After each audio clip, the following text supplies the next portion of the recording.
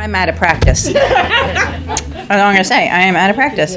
I'm calling to order this session of the Takoma Park City Council. Will the clerk please call the roll? Mayor Stewart. Here. Councilmember Kovar. Here. Councilmember Dubala. Here. Councilmember Costick. Here. Councilmember Siemens. Present. Councilmember Smith. Here. Councilmember Searcy. Here. Great. Excellent. All right. Our agenda does not change for this evening. Looking at future items on our agenda, just a reminder, Monday is January 20th is Martin Luther King Day. The city offices and facilities are closed Sunday and Monday for Martin Luther King Day holiday, and I'm sure my colleagues will be talking about a lot of the opportunities to volunteer and do service that day. We will meet here again on Wednesday, January 22nd. The council itself will meet at 6 p.m. in administrative function session where we're going to discuss the city manager's evaluation. So that'll be next Wednesday at 6 p.m. And we will begin our public meeting at 7:30. We have a proclamation that night recognizing Erwin Mack. And then we have a voting session on a resolution upholding commitment to human rights and inclusivity, a resolution regarding placement of bus shelters, resolution providing for a representative appointment to the parking management task force, and resolutions providing for appointment to committees. Our work sessions next week will be our public space management plan, review of scope of work, draft goals, and timeline, and then a big work session on sustainability and climate action plan. On Saturday, January 25th, the City Council will be meeting from 11 a.m. to 5 p.m. in the Hydrangea Room. This meeting is open to the public if you'd like to attend. This is our priorities retreat. The City Council does this every year. In the past, we've done it over 2 nights, and this year we're going to try something different and see what happens when we all get together on one day and how much work we can get accomplished. So that'll be Saturday, January 25th. We will meet here for our regular meeting on Wednesday, January 29th, again starting at 7:30. We'll start with a preliminary report of the Council Compensation Task Force. Our work sessions will be a discussion of the tree ordinance amendments, continued discussion of the election code amendments, discussion of property tax rebates and credits, and procurement of replacement vehicles for the police department. Then on Wednesday, February 5th, our meeting again will be here starting at 7:30. Our voting sessions will be a single reading ordinance approving lease of replacement vehicles for neighborhood services, single reading ordinance approving purchase of replacement police vehicles, and tentatively we have a resolution regarding our sustainability and climate action plan. Our work session for that evening will be a proposed stormwater fee system and code amendments. And that'll take us till mid-February, so I'll stop there. Since it has been quite a while since we were on recess for the month of December, I just wanted to give an update on a couple of things and then have the city manager update us on that. First, I just want to say welcome back to everyone. 2020 is going to be some year. We have a lot ahead of us. Hopefully many of you got to read my end-of-year thoughts in which I quoted Angela Davis, who said, "You have to act as if it was possible to radically transform the world, and you have to do it all the time." I think as we think about 2020, the challenges and opportunities ahead of us, keeping Angela Davis's words in our mind is a good thing to do. What we will be focusing on in the coming months, as hopefully folks know, in October we passed our Housing and Economic Development Strategic Plan. We will be looking at implementing that. As I've mentioned a couple of times tonight, we'll have our climate change work, continue our work on racial equity, finish up the tree ordinance and work on the tree canopy, and we have elections in November, which is going to be pretty historic because it's the first time we are holding elections during a federal election year. And I kind of think this federal election is going to be a big one. I don't know. I hear things. But it's going to be really interesting to have our local elections this fall. We have many other items. As I mentioned, our Council Compensation Committee is coming back to us with a report. We have a parking task force and many others. And as I noted, we have our council retreat on the 25th, where we'll be focusing on our housing and economic development report, climate change, our racial equity work, and looking at what our budget's going to look like for this year. I do want to, the city manager is going to give an update on, in the moment, about our departure of our deputy city manager and the search for a new deputy city manager. I also wanted to say we are transitioning this month to a new city attorney. Karpinski, Kolarski, and Karp is our new firm. Skip Cornbrooks will be our main city attorney. He will be attending our meeting on January 29th, so folks can get to meet him. And I just want to say thank you very much to Ken Sigmund for all his years of service to the city and serving as the city attorney, and we wish him luck on his new position with the Maryland Attorney General's office.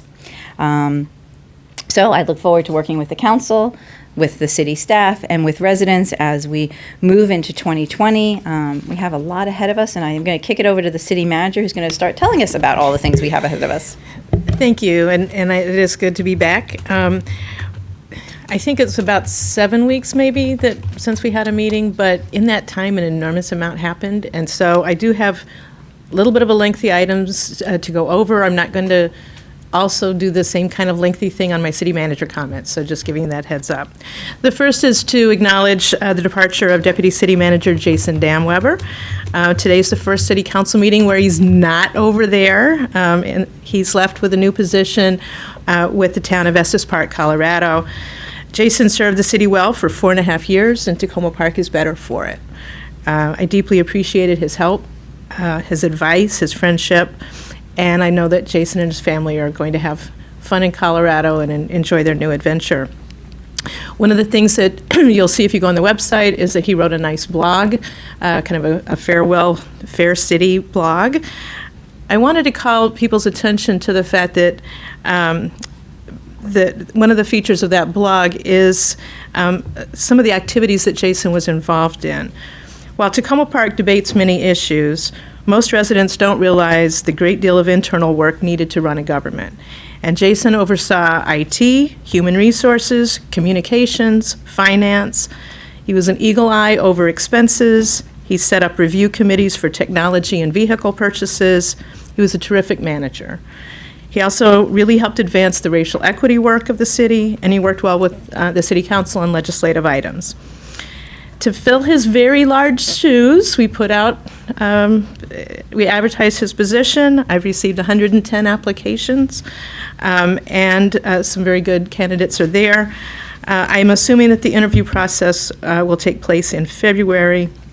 Hopefully, we'll have a new deputy city manager by March. So that's the process going forward.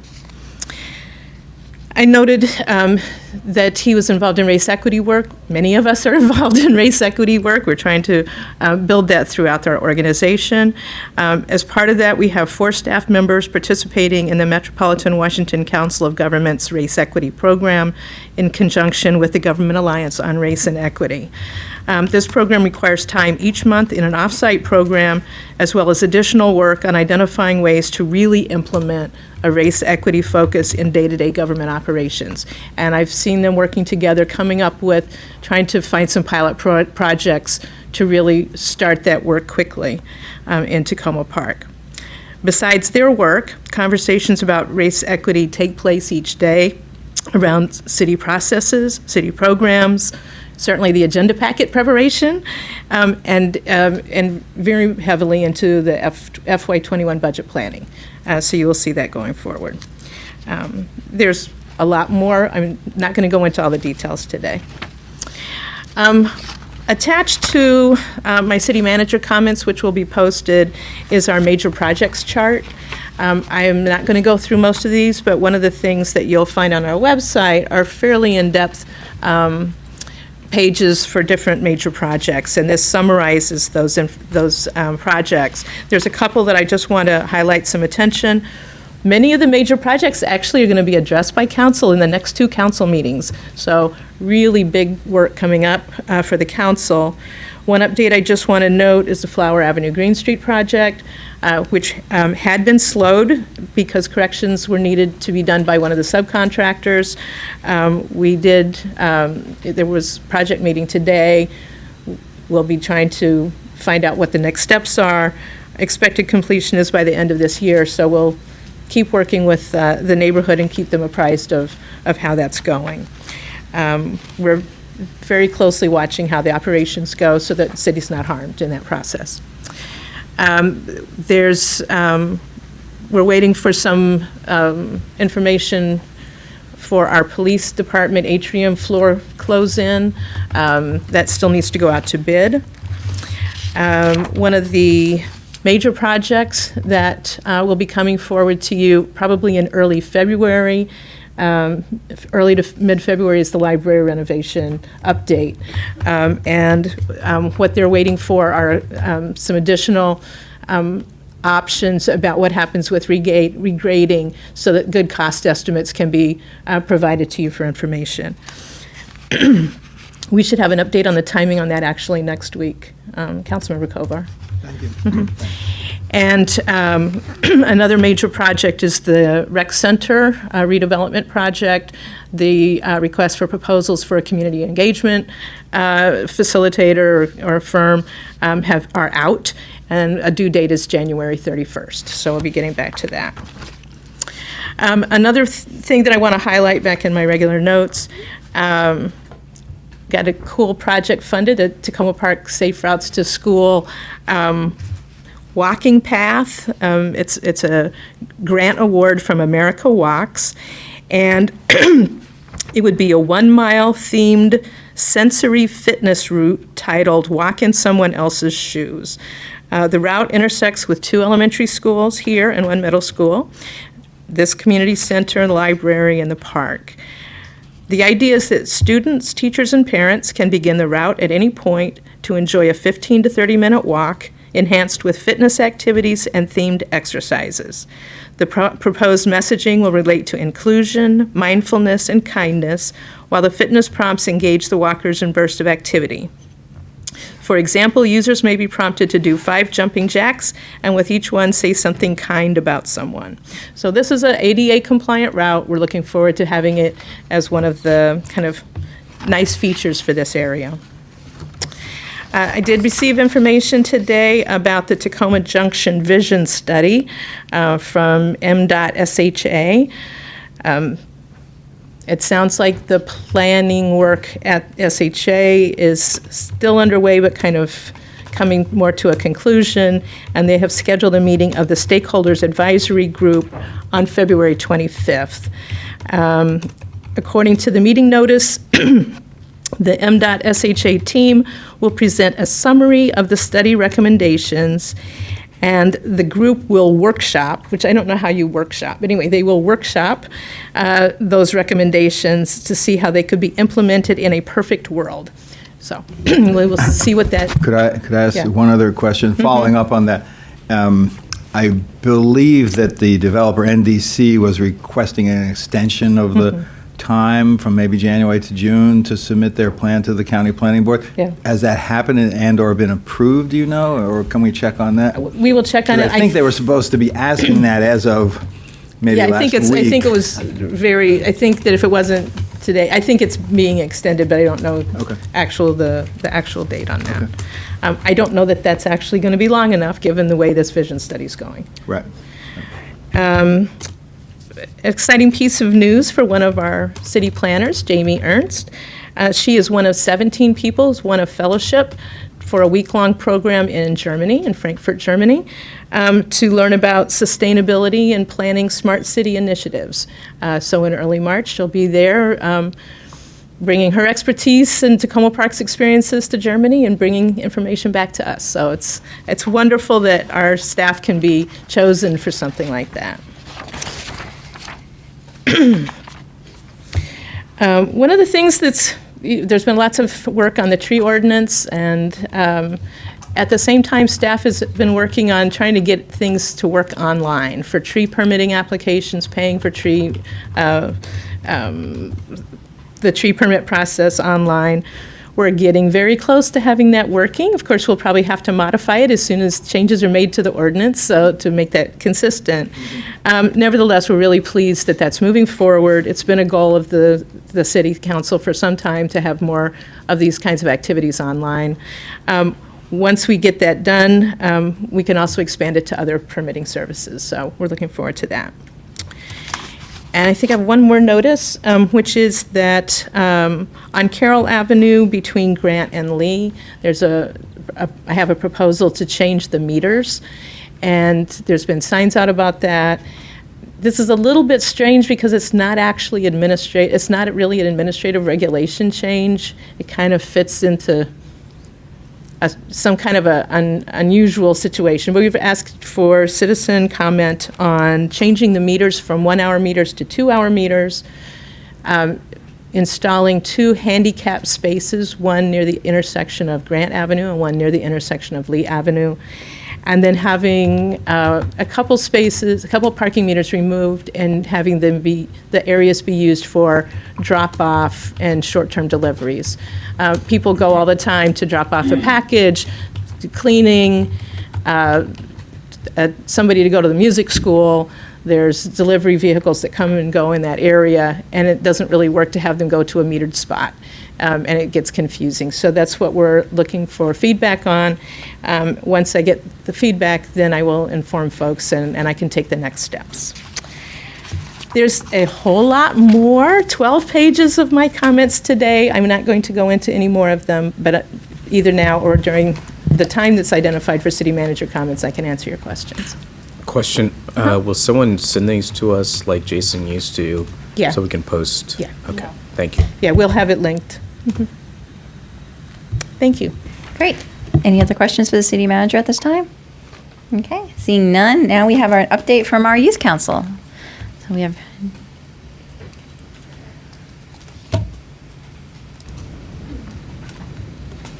Thank you. We've got a fair amount going on since our last update. Recently, Councilmember Siemens introduced us to a representative of the Adventist Community Services of Greater Washington, and we agreed to work with them to co-host an Environmental and Youth Issues Forum on the 21st.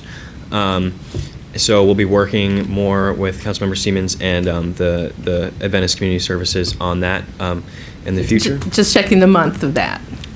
February 21st. February, yeah. Yeah. We have our documentary screening coming up next Tuesday, so we're in full outreach mode for that, trying to get as many people to come as possible. I'd like to invite everyone here to come. We're screening Heather Booth, Changing the World, a documentary about Takoma Park resident and lifelong activist Heather Booth and all of her incredible advocacy she's done over the years. And then she'll be here to give a short speech and answer questions afterward, and that's at 7 p.m. On Tuesday, the 21st, next Tuesday, right here. And we also have 4 vacancies on the Youth Council right now. So we've been working on getting notices up on the city website about that. And so if you know any, they're available to youth from any ward right now.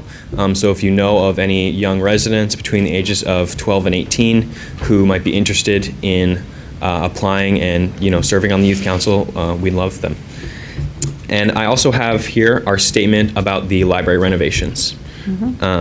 The library is one of the best and most important services the city of Takoma Park provides for youth, and it could always be improved to better serve our needs. The upcoming renovation presents an opportunity to do just that. One addition that would improve the library's utility for youth is a separate room or multiple rooms for working and studying. The current work tables are in the central area of the library, where it is quiet, so students have nowhere to work together. Having another room would allow them to work on group projects without disturbing the other patrons. The library would also benefit from more space and comfortable furniture for reading and working independently. Finally, we ask that the mural on the outside wall of the library, or a part of it, be preserved in some capacity. Community members worked hard to put it up, and their work shouldn't be lost in the renovation. However, this also presents an opportunity to involve youth and the community in the creation of a new mural to commemorate the new library. That's all. Thank you. great. Ms. Shasbury, can I ask you, so the 4 Yes. vacancies, do we have folks who resigned from the youth council? Yes, we had 2 resignations. Okay, great. Thank you so much. Yeah, All thank right, you. Thanks for the update. All right, moving now to our next item, we have adoption of 2 sets of minutes from, one from April 29th meeting and the other from May 1st. Would someone like to move adoption of those minutes?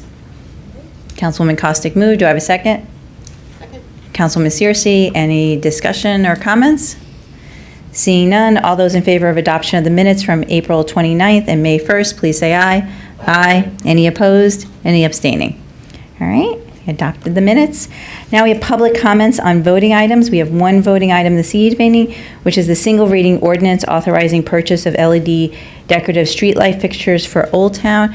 I think Mr. Sherman had requested additional time, so if you want to come up and do that.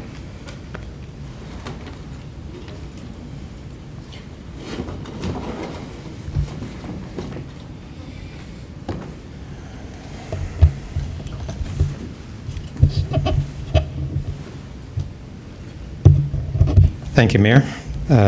Members of the council, city manager, and staff, a pleasure to be here today, and thank you for the additional time. I, over the years, have testified about several issues. I've been concerned about Takoma Junction, I'm concerned about renters' rights, and tonight I'll be talking about lights. But throughout all of these issues, there's something that transcends them, which is the process of public participation. And so in my remarks tonight, I want to speak to the absence of that or the lack of that when it comes to the proposal for Old Town. For as long as we have had artificial light, we have sought to protect our eyes from the glare it can produce. And in Old Town, we have a way to do that. The fixtures that are there now have a very interesting housing made of a semi-opaque material. During the day, you can't see the inside of these fixtures. The top, in each case, is white, while the body is tinted. Usually, the body is tinted yellow, although there are a few that are tinted white. And the result is a soft glow, as seen in this fixture on Laurel, which was recently replaced. More on that later. In the new style as proposed, the housing is made of a transparent material, like this sample light at the corner of Carroll and Columbia. The material is ribbed and modeled in an attempt to diffuse the light, but it does not protect you as well from the glare, as in this sample light on the other side of Columbia next to Long and Foster. And notice the impact on the tree itself. LED light affects all living things, human, animal, plant, and insect. In contrast, a light within the semi-opaque housing that we now have, like this one, outside the bed and breakfast, is easy on the eyes. It has a restrained effect, and you can look at those lights for as long as you want. It doesn't hurt to look at them. In 2017, when the council first considered this measure and passed an ordinance, it included a provision in which the Department of Public Works was to report to the council on community feedback on the sample lights. However, this community feedback was never solicited. There was no sign, there was no notice, there was no outreach, there was no person to write to, there was no deadline for submission. In contrast to the process described by the city manager just a few minutes ago with the proposed parking changes in the 7300 block of Carroll Avenue. The contrast is quite stark. So passersby had no idea what these lights were. They were mystery lights. And in fact, the fixture on the top of this lamp has since been removed. Here is the sign of which I just spoke outside the bakery describing the proposed parking changes, tells you whom to write to and where. The deadline, in fact, is coming up on the 24th. In the ordinance passed in 2017, the question upon which public comment was centered was what Kelvin level to use. Now, Kelvin is a temperature scale like Celsius or Fahrenheit, but it does not refer to the light's actual temperature. It's an analogy to the color of metal when heated. I repeat that. It's an analogy to the color of metal when heated. And if you understand that, it will start to make sense. The higher the Kelvin level, the more blue the light appears. For example, the remaining sample on Columbia is 3,000 Kelvin, while a third one, barely visible in this photo at 7105, is 2,700 K. Kelvin is not the only issue, though. Color is not the only issue. There has been a lot of attention to that, but there are other issues as well. For example, why are we doing this? Supposedly because the lights are deteriorating, and yes, they could use some fresh paint. But the city is not proposing to install new poles, merely to repaint the ones that are there. The city also says this is to save energy. And it's true, LEDs are efficient, but these lights are already LEDs, as I discovered when I saw workers replacing the bulbs that are in there. They are very small LED bulbs, 18 watts, 2700 K. They're already energy efficient. This is another bulb outside the driving school. The new devices are larger, they're more powerful, 40 watts, 38 watts. And according to information relayed to me by my council member today, the new ones would be variable up to 4 times, 71 watts, the current wattage. So I urge you to provide a method for public comment on this process rather than proceed at this time. Thank you, Mr. Sherman. Thank you. Great. Do we have any other public comments on this item? Are you on this item? Yes. Oh, okay. Hello, good evening, Mayor Stewart, members of the council. My name is Linda Pence-Gunter, and I live at 302 Grant Avenue, where since the installation of the new LED street lamps, I don't need to turn a light on in the house at night to see my way around. The street light also shines directly into our upstairs bedroom. I have just learned from my council rep, Peter Kovar, that I can request Public Works to have a shield installed on the offending street lamp. I would urge the city instead to please retrofit these on all new streetlights. Most of us don't even know to ask for this, and it would seem more practical to shield them all rather than one at a time, and it'll also bring them in line with dark skies standards. I mention this to lend my support to Councilman Kovar and others who seek to ensure that any future such streetlight installations, such as those now planned for Old Town, are done in compliance with International Dark Sky Association standards. Compliance is important, as I'm sure you know, because bright lighting at night interferes with our circadian rhythms, harming both mental and physical health. Light pollution also disturbs migratory birds, a critical impact now with 3 billion birds already lost in the US in the last 50 years. I recommend this book, The End of Night, by Paul Bogard, which may help inform next steps in Takoma Park. It is full of useful information and, among other things, points out that darkness is not inherently dangerous and shouldn't be frightening. It also dispels a widespread myth that brighter lights reduce crime. It seems logical, but the research shows the reverse is true. For example, astronomer Barry Clark conducted an exhaustive review of the research available and concluded that there is, quote, no compelling evidence, unquote, that lighting reduces crime, and in fact, quote, good evidence that darkness reduces crime. It's also worth noting that science shows that our vision is actually reduced in very bright light, and we can see better in lower light levels. So brighter is not necessarily safer, even though people will think the opposite and demand brighter lights. All worth noting as you move forward in Old Town.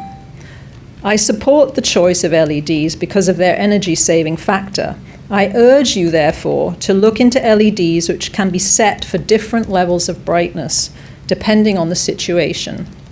Earlier in the night, they can be set for brighter. Later in the night, they can be dimmed or even turned off. A staggering 99% of people living in the continental United States no longer experience a truly dark night.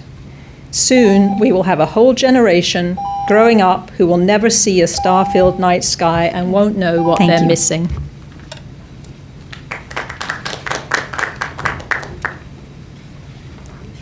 Yeah.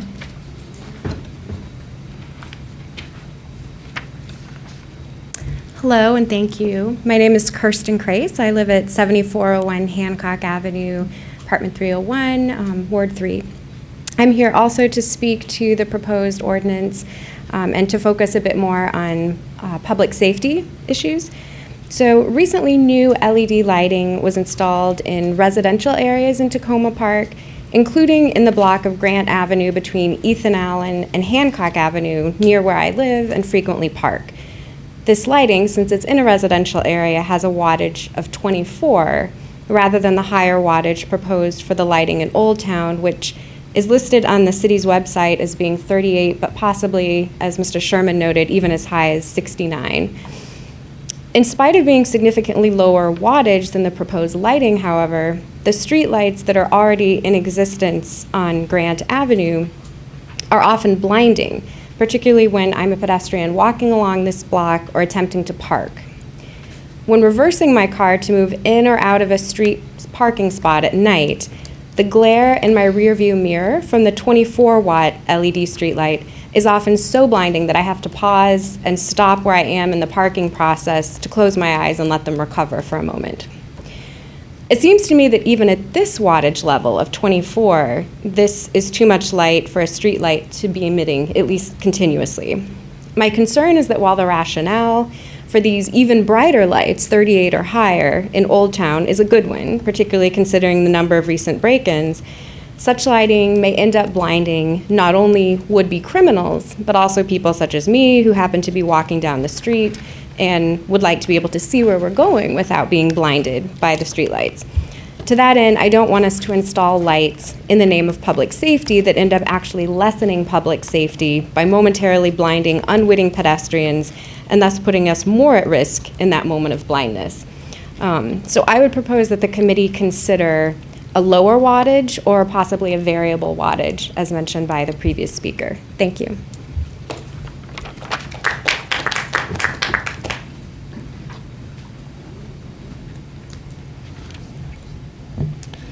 Mayor and City Council, Jeff Trunzo, Sherman Avenue. I'm speaking tonight for the OTBA Business Association.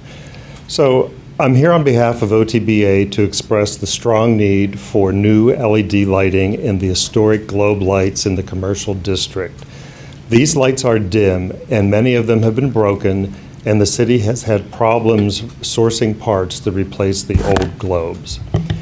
While the upgrade to the Pepco lighting on the tall poles has improved nighttime visibility and access for the businesses, there are still dark places on the sidewalks throughout the commercial district due to malfunctions, broken globes, or just not enough light projection.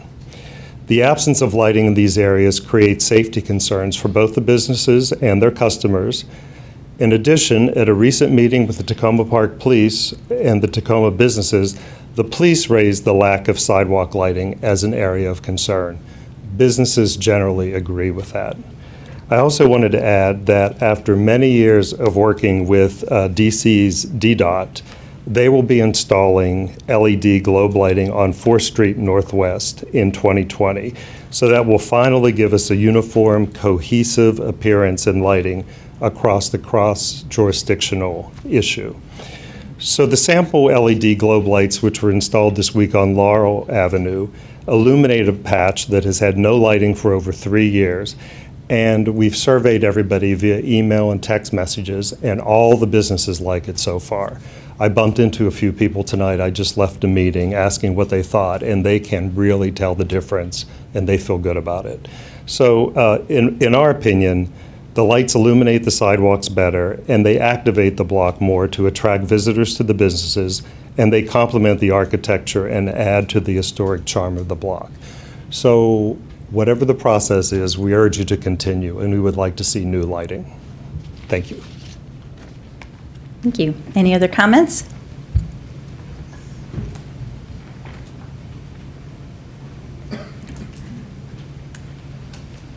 My name is Cynthia Marielle, and I just want to report on my personal experience since the LED lights were installed in Takoma Park. I'm a frequent walker, including at night, and since those lights have been installed, I either have to keep my vision down on the street or the sidewalk, or I wear sunglasses because the glare from the lights, the lights are so bright that I cannot look straight ahead and walk in Takoma Park. Any other public comments this evening on this item? Okay. Seeing none now, we will move to this item. I actually welcome our Director of Public Works, and I know there have been a number of questions and issues raised, so why don't I just turn it over to you to clear up some things for us. Sure. Well, one of the things I want to point out is that this particular item is not the streetlights per se, but the decorative lights in our commercial areas. This has been a topic that the city has worked on since 2006. One of our goals when we brought the issue up in 2017 was to make a uniform decorative aesthetic joining Old Town and Takoma Junction. To that end, you may recall in 2006, the similar streetlights were installed along the 7100 block of Carroll Avenue that links those two commercial areas. And in 2008, we replaced the double-headed, very tall acorn lights with similar fixtures in Takoma Junction. All this was reviewed by the Facade Advisory Board as well as the Historic Preservation Commission.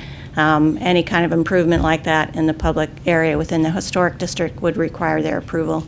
So the fixture that was selected was one that was done very conscientiously to reflect the historic character of Takoma Park, to match as closely as possible those fixtures that currently exist now in the Old Town area.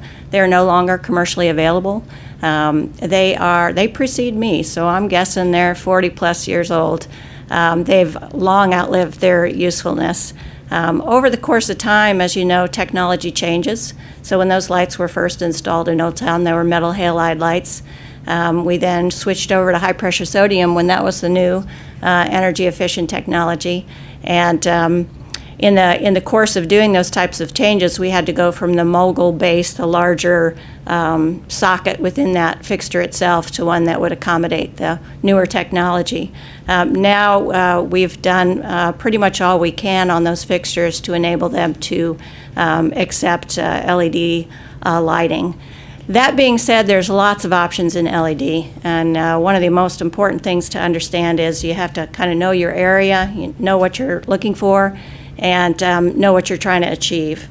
So the lights that were installed in the 7100 block of Carroll and the Takoma Junction area years ago used the latest technology at that time, which was an induction light. It was a vast improvement over high-pressure sodium because it was a very white light, and it provided a nice shade to the light and was more reflective of the old incandescent lights that would have originally been in the area. Since that time, LED has really taken over, and it's getting very difficult to find induction lights anymore. Had induction lights been available, we would have been before you in 2017 asking to install those same fixtures with an induction light similar to what we have in the junction, the 7100 block, and just roll that right on through. The induction fixture is no longer available. So we're left with looking at the LED fixture.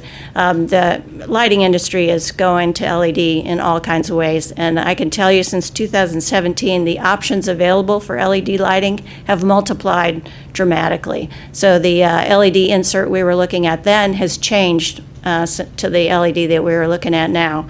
I don't know if you want to go into it, but I brought a sample of the LED fixture that we are proposing to have installed in that fixture. It's able to be plugged in, so if you really want to do a show and tell, I can do that. One of the important things about this fixture is, and the benefits that have happened recently, is maximum flexibility. So this particular fixture, it looks huge. It's got 4 panels. So 2 of the panels can be moved to the outside. So this fixture can provide light on one side, 50%, or it can provide light on 3/4, or it can provide light all the way around. This panel would get screwed into this side. This panel would get screwed into that side to provide light on that one side. And that's important in areas similar to the experience we've had with shields and the overhead street lights, where if you've got too much light too close to a building, or your light shed is coming into a building. In our commercial areas, we have some building fronts that are very well lit, may not need the additional light to the front. In others, they're not, particularly those that are closed at night. So in those cases, we may need the full circle light. So this fixture enables us to really match the lighting levels to the need of the area. In addition to that, this fixture has the ability to be adjusted wattage-wise. So this can go, has 10 different settings for lighting. 19 watts is its lowest setting, and 69 watts is its highest setting. So again, the goal here is maximum flexibility so that in areas that need maximum light, we can provide it. In areas that need less light, we can dial it down. That change is made by this simple dial here in the fixture. It's not something that someone else can reach, but it'll be inside the housing, and city staff can easily access it to make that adjustment. One of the other things that we've been doing over the last time, and Jeffrey kind of alluded to it, we've had lots of operational issues with our decorative streetlights in Old Town. A lot of that is as a result of the age of those lights. In addition to the poles, which are old but can be painted, the fixtures itself is not simply a matter of slapping on paint. The internal workings of that fixture, anytime you look inside a fixture in your own house, the socket's shot, the wiring's shot, the housing's shot. It's not that you can just paint it and make it look good on the outside. I would also say that the color that you see variation in that globe is a result of age. So the yellow was not always yellow, and the white was not always white. The globe that we're proposing to have with our fixture is one that's a prismatic glass globe. That is the latest technology. Again, the goal of a prismatic globe is to enable you to shed light and spread light. And so you're using prisms like you do in any other use of light to move the light around and provide directional support to the light. In this particular light, you'll notice that I'm looking right at it. The light is not in my eyes. But if I were to turn this way, can you see the difference? So this is a light designed for downward light.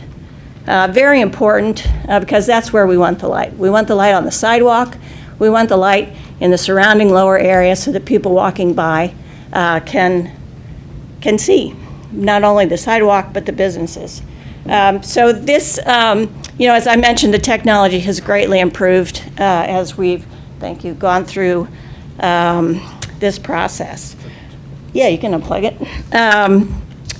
I think I also, not to belabor the point, but we've got about 70 decorative lights between Takoma Junction and Old Town. What you have before you tonight and what you had before you a couple of years ago was the replacement of 24 lights.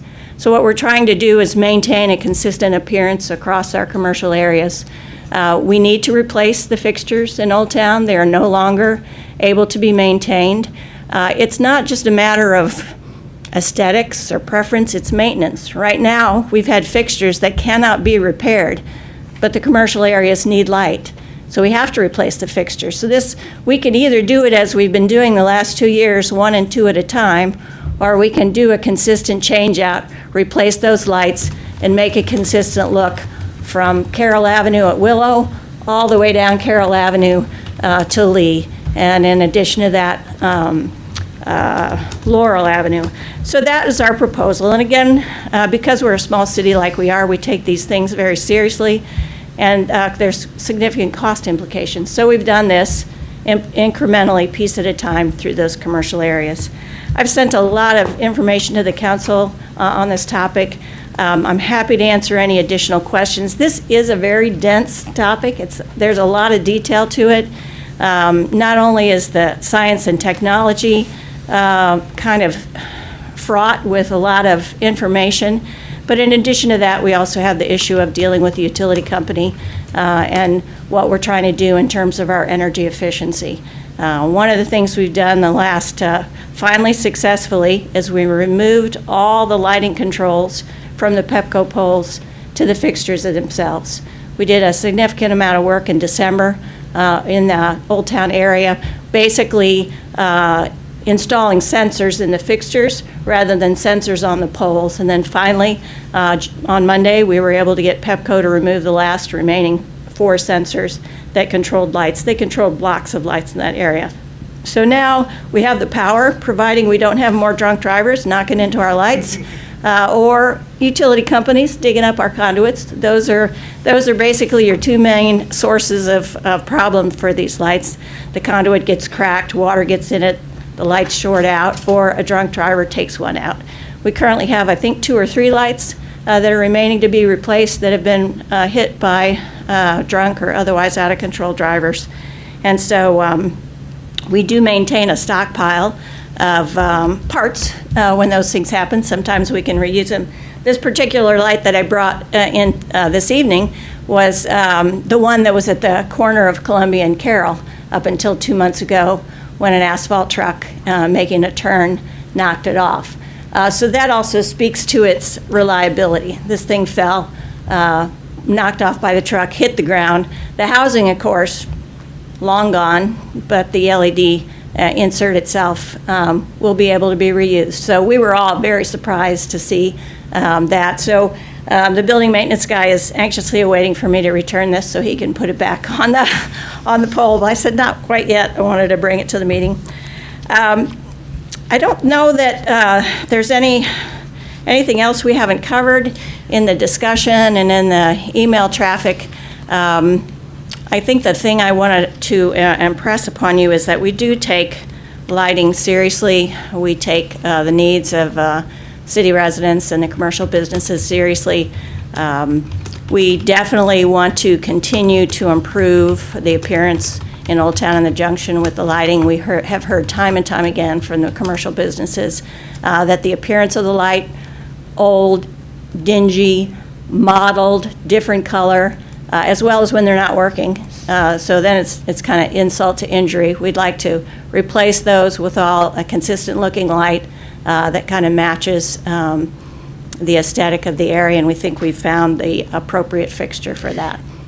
I'd like to add just a couple things. One is, this is before you because it's over $10,000. When this was discussed 2 years ago, it was 2 budgets ago, so it's appropriate that it, as part of your approval of purchases of items that are over $10,000, that it be before you. It's otherwise a very standard process of how we maintain and are very sensitive to what's the appropriate lighting in different places. One of the things that I like about Takoma Park is that we don't believe that brighter is better. It is true that if it's very bright, it's not safe, just as if it's very dim, it's not safe.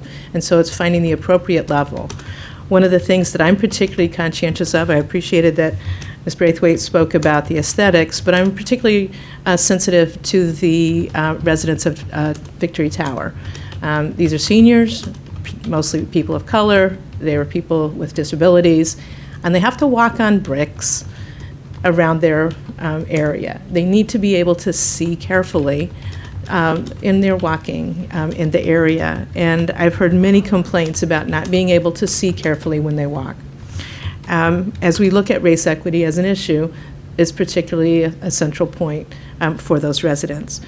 The other thing that Ms. Braithwaite mentioned was the person who was working on the lights.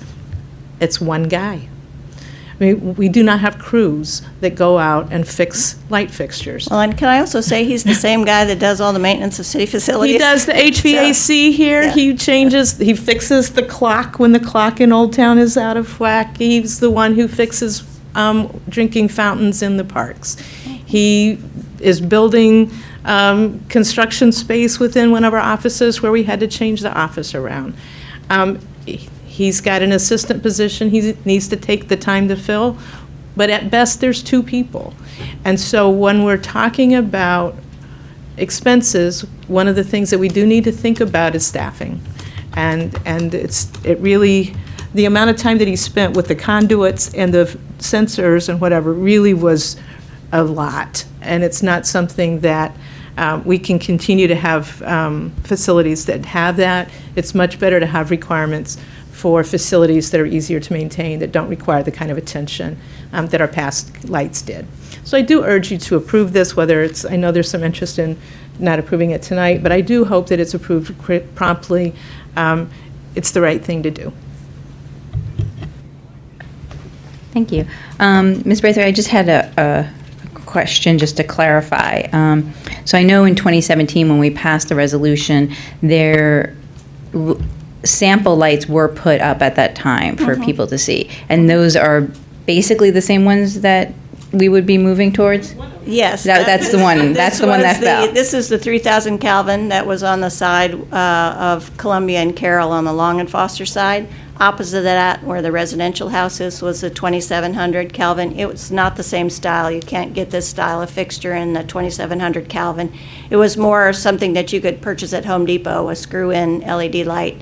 Really was not appropriate for the use that we have intended for those lights, but it was what we were able to find in the 2,700 Kelvin. We had the same discussion with the council and the community when we were exploring the LED streetlights. And in that time, we also installed samples that showed the 2,700 compared to the 3,000. In most cases, people could not tell the difference in the light output of those lights. There were some folks that could, most folks could not. More importantly, for those decorative streetlights, though I don't think it's a factor with these, the 3,000 Kelvin is more energy efficient by a factor of 10% or something, as well as it is becoming the industry standard, which is the reason why we can't get that fixture in 2,700. The 3,000 Kelvin, and again, the market is changing. In a few years ago, 4,000 Kelvin and 5,000 Kelvin were what they were producing LEDs in. And they were far too bright and do have that extreme experience on the eye level and glare.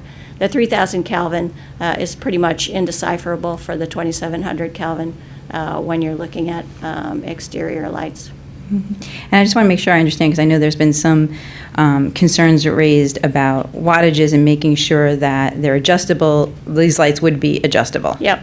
These lights are adjustable. That is a boon. Our decorative, our overhead street lights, we also learned were able to be adjusted. They had, I think, 5 different wattage levels.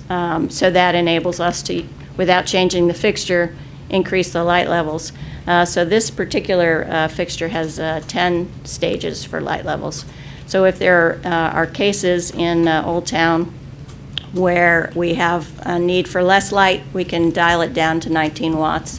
If there are cases where we need more light, we can dial it up to, now I'm blanking on it, 69 watts. If I can follow up a question on that, and how does that compare to the existing fixtures? The existing fixtures, I believe the latest light we have in there is a 38 watt light that was installed.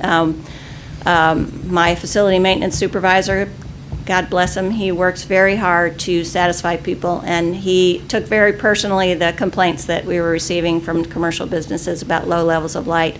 So when he went out to do a lot of the repairs and the conduit work and the sensor work, he purchased replacement LEDs that are 38 watts and put them in all those lights in Old Town because he felt very concerned that the light was inadequate. It's still our opinion that that level of light is likely inadequate in some of the areas in Old Town, which is why we're proposing this particular fixture to give us flexibility. So it would let us, the new fixture would let us set a level that's below what's out there right now? Yeah, it could. 19 is the lowest this can be set, and 69 the highest. Thank you. Great. Can And I know. Is it okay if I piggyback on that? So the fixtures where the new LEDs, the 38 watt ones, were replaced, are those part of? Would those be replaced as part of this? Yeah, the 24 of them where they Okay. went in would be replaced with these. We do, as I mentioned, over time we've lost several lights in Old Town that have had to be replaced. You'll notice them when you drive by there. The black pole, the black housing, the prismatic glass. They have induction lamps in them because that is the lamp that we have available. Again, as I mentioned, we maintain a stockpile of parts for our fixtures so that we don't have to wait for repairs. So John was able to install those with the induction lamp. So those will remain as is. We don't intend to change them. As I mentioned, those induction lamps went in 2006 and 2008. So they should have a 20-plus year lifespan. We don't see any reason to remove those. They've been functioning very well. One of the things you'll notice when you look at those induction lamps is many of them have a street shield. It's trying to do the same thing that this thing does with the adjustment of the panels. So the idea being there, you'll look at it and you'll notice that one side is kind of dark and the other side is light. Oftentimes that's put on the house side But in the case of our street lamps on Carroll Avenue, particularly in the 7100 block, the attempt there was to block the street side, because you didn't need the decorative light on the street side, but you did need it on the sidewalk side, so it's focusing that light in that direction. So again, what was being done in a rudimentary fashion back in 2006 and 2008, the technology has improved, and we have, we definitely want to take advantage of it.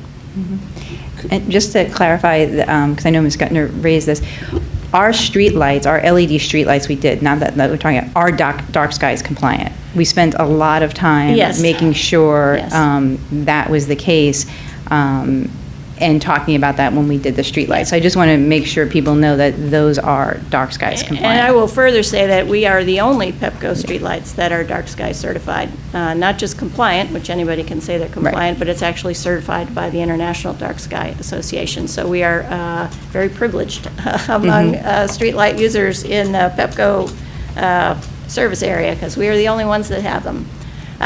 The style of light that we have in Old Town, the Junction, and the 7100 block is called an acorn style. You can kind of see why it looks like a little acorn on top of a pole.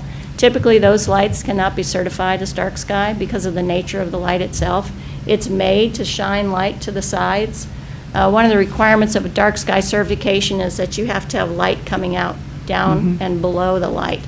Whereas with the acorn, sometimes you can have it all the way around the fixture if there's nothing on the top. The light fixtures we will have, as was noted in the photos shown earlier, is they all have the dark top. So we don't have any light pollution going above the fixture. However, we do have light to the sides. And again, in a commercial area like that, when that is the purpose, that's typically why acorn lights are used. They're trying to create ambiance lights, and they're doing more than just lighting the surface that you're walking on. If we were to try to identify a dark sky certified fixture for our lights in the commercial area, we would no doubt need taller poles because again, when you're focusing light down, you need to have it higher in order to maintain the cone of light. We would also probably have to have more lights because again, when you're focusing that light and trying to eliminate the side light shine, you would need more. We would also have to go back to the HPC and the Facade Advisory Board because we would need to identify fixtures that would pass muster with those types of considerations. All that was done previously, and we've been using the approved fixture anytime we move forward with the decorative lights in Old Town and the Junction. Great, thank you. And I'm going to apologize to my colleagues for a moment because the names on my board up here are still the state delegates when they were here back in December. So I think I have next. You can promote your colleagues. Yeah, Councilmember DeBala, but I may get things a bit messed up tonight, so. Okay, and it may be that you just answered at least one of the questions I was going to ask. So to get an IDSA, International Dark Sky Certified light and fixture, you would also need the pole, assuming one is available, that you would also need the pole, and that would be more time and more money. It's my assumption, again, we Essentially. haven't explored it because we haven't Right. looked into different light styles, but most of what I've seen when I've looked at International Dark Sky Certified lights tend to be lights that are up inside a housing, and typically those are on much taller poles than our 12-foot poles would be. So more money because you have to replace the poles, more time because you have to go through Historic Commission and the Facade Board. Okay, just clarifying what it would take if that was something that people wanted to do. And one of the commenters said that the lights are currently LED, so some of the lights are currently the screw-in LEDs. And if yes, we've replaced all the lights in the Old Town area with those screw-in LED, the temporary ones as yeah, lights unless they're burned out. induction. That's what's everywhere there now. Okay. And it has been for a while. I know John was working on them as lights went down. He would retrofit the mogul base and put a new one in so he could put a screw-in bulb in. So they've sort of, over the past 2 years, it's been a work in progress on the lights as lights went down. And so the reason to go with this new set of fixtures and light bulbs instead of what's jerry-rigged in there now is for the conformity with the with Well, the we want light the levels and fixture with to the look the fixtures same. to look the same. But we also want the flexibility of lighting so that we can provide Right, I forgot adequate about that light in part, the commercial yeah. area. So And that's did you- why we're recommending going to a fixture like that. And did you say that those can be adjusted manually? Yeah. Yeah. Thank you. Councilmember Kovar. I was hoping you'd call me by my state delegate. I know. No, you're actually Jared Smith on this thing. So that's why I'm getting confused. Jared's here, and yeah. People So- confuse us all the time. A few questions. Thank you for the presentation. I really appreciate it. On the adjustability of the wattage, that's not like a simple thing to do because the staff would have to actually go up there and do it. It can't be done remotely or from Right, it cannot be outside. done Or we don't want remotely. people randomly Yeah. walking by and doing it. But so it wouldn't be something that would happen, Friday versus Saturday or something like that. It would not be something we But- want to do on a daily or weekly basis. But if it- The but if it- fixture housing itself has a little door Yeah. that you open up and with a key, and you get to the dial. But if it were perceived at some point that a given light or a stretch of lights would be better at a different level, you would have the ability to do that. So could I ask a favor? I won't say ask a favor, though. Could I ask a favor? Can you plug that back in and show what the different brightnesses look like? Sure. Yeah, this is my toy, so I don't want to kind of Right. impose on others, but I'm just curious. I've got it at the lowest one now. So, oops, that was 3. So that's the lowest. Next, next, next, next, next, next. Okay. Next. Highest. And the one that we possibly have it at, the one that you're recommending it be at, is in the middle of that? We don't have a particular recommendation. Oh, okay. I mean, it would, I don't really know. It kind of depends on the location. The ones that were installed or turned on Monday are all on 10. So they're at the That's the top highest level? wattage. Okay, okay. They come from the factory that way, so an adjustment wasn't made when it was installed. This is their mid-level. Okay.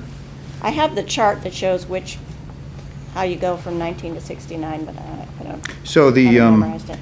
And just to be clear, you talked about the screw-in LED, that was just a temporary thing, mainly for the ones that weren't functional at all? Right, we've been going through maintenance issues over the past few years, so John did put LEDs in the ones that had previously not been working. And then in December, when he did a bunch of other work, he installed, in fact, I have the box. I don't have the light, but I have the box. So he installed this fixture in many of the But whatever bulbs on else, Old Town. the intent was those were not meant to be longer term, I guess is what you're saying. We spent $600 on those 24 bulbs, Yeah. and the intention for him, at that point in December, we had no idea we were coming before the council in January. Yeah. So he was foreseeing, given that it had been 2 years since he first brought this idea up, that it might be a while before anything was done. So when he finally got all the lights working again, he wanted to make sure that the lighting level was more appropriate. Okay. So just a couple other questions, and thank you for all this. So there's a desire to make the fixtures more in conformity with each other, but there will still be a couple of different looks after this, right? Because you have the induction ones and the newer Right. type. And would those be the two main types, or are there? That's all that would be there, yeah. Right now, we have induction in the 7100 block and in the junction. We have 4 induction in Old Town right now, and then the remaining would be the LEDs. But the housings would all be the same? Yeah, Just the outside fixture would be illumination identical. would be different. And so the LEDs have the sort of ridged tube look, and the inductions are more sort of boxy? Am I thinking of that Yeah, right? the induction itself is actually a rod with a globe over it, so it has a more traditional light bulb look, though it's much larger. So you get a consistent light around it. When you look at them now, if you were on your way home and go take a look at the lights, you'll start to notice the difference. The prismatic globes tends to separate out light levels, so sometimes you see rings in the light, and that again is the action of the prismatic globe versus the fixture Okay. itself. Okay. So just a couple other comments, and on the 3,000 versus the 2,700, I think you mentioned some people saw a difference and some people didn't. To me personally, I just didn't, but that's just everybody's different on it. And I did put out some, requests for that at the time.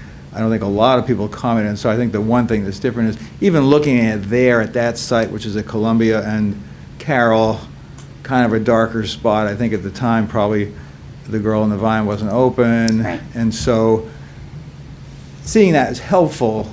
Seeing it now on a busier part of the commercial block on Laurel, I think gives a fuller sense for the effect that it was, to my mind, hard to get just with looking at two. Although Sure. that was very helpful, seeing the whole sequence in a Yeah. row on a commercial just gives a better Well, sense and for Laurel the is so overall. much more congested Right, than right. Carroll. And I've heard from a lot of people, pedestrians and businesses, who have been very concerned about the unstable footing and the general lack of light there. So I think, to me, it's vital to have more light. If there were dark sky compliant options, that would be great. I don't believe there are, and I don't think they're 100% required for historic fixtures if they can't be found.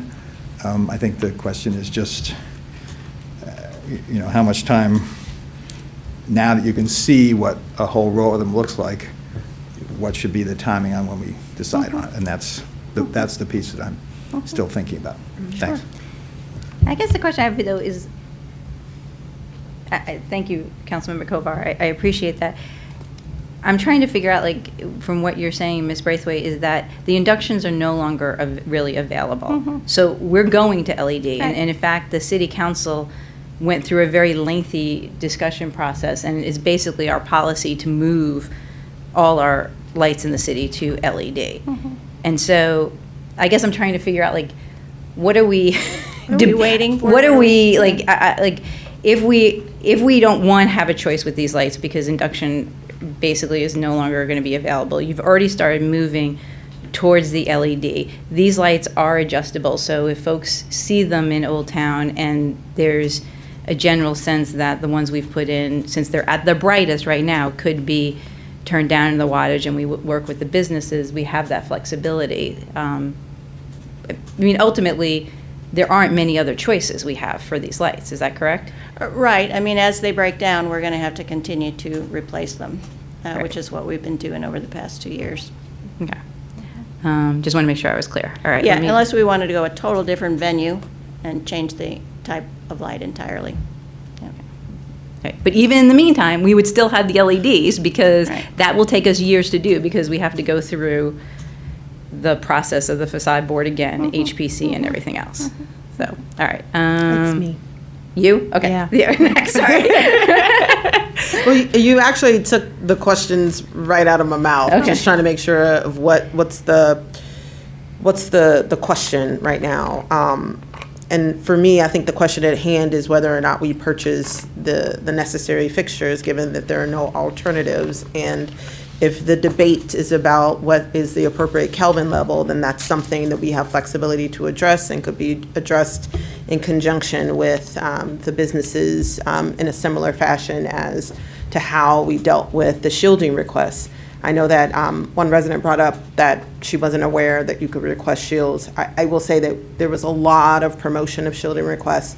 I had a laundry list of shielding requests, and they were done in a staged approach, and I could envision. Yeah, I think we're up to 162. Yeah. And so I can envision a similar approach as people kind of live with the light levels, where light should be better directed and what should be the appropriate setting for the individual fixtures. So I like the fact that we have a lot of flexibility there. You had mentioned the incandescent, right, that we will still have. Induction. Sorry. It's 2020. So would the idea be, and I know one question that I posed to you and as well as to planning staff is, streetscape plans. I think it's important for us to all keep in mind what we're trying to do in commercial districts, which is not the same as what you would do in a residential space, right? Your goal is to activate activity, to kind of get people to want to linger, to get people to want to shop, to get people to want to eat, get people to feel comfortable to sit outside and drink their coffee. So the light use or the need for light is different. And so would a plan be to ultimately replace those other fixtures as well? Like, given the budget constraints we have right now, should we as a council anticipate a need to kind of move forward with LED for that entire commercial stretch? It would not be our recommendation because induction, now comparatively, induction is an 85 watt bulb, so it's a higher wattage. But because they are really in the first third of their expected useful life, and the fixtures are certainly still new, it's not our recommendation to change those out. I will say that Takoma Park has been really ahead of the curve in outdoor lighting, particularly in decorative in lighting. All our decorative street lights in the city are either induction or LED. So everything's been moved away from metal halide and high-pressure sodium. So Holton Lane is induction light. Lee Avenue is induction light. The bridge over Long Branch on Carroll Avenue is induction light. Now, I can't speak to State Highway's use of LEDs, overuse of LEDs. We continue to work to try to get them to bring the wattage of those down, but our decorative lights in the streetscapes where we've done commercial lighting have all been upgraded to LED. Of course, it was LED of the time, and now as as technology continues to improve, we don't get complaints about light levels on Holton Lane or Lee Avenue or on the Long Branch Bridge. So I think that they're working very well there. So we really wouldn't advocate a change unless there was, a need or a change in use or some other. We do in our streetscape manual have tried to now identify a light. You may remember that the Ethan Allen light. If you see that light, it's called a Munich lamp. It's a little different looking light. Probably would be dark sky certified. I need to look into it, but it's a domed light with a shield around it and then the light underneath.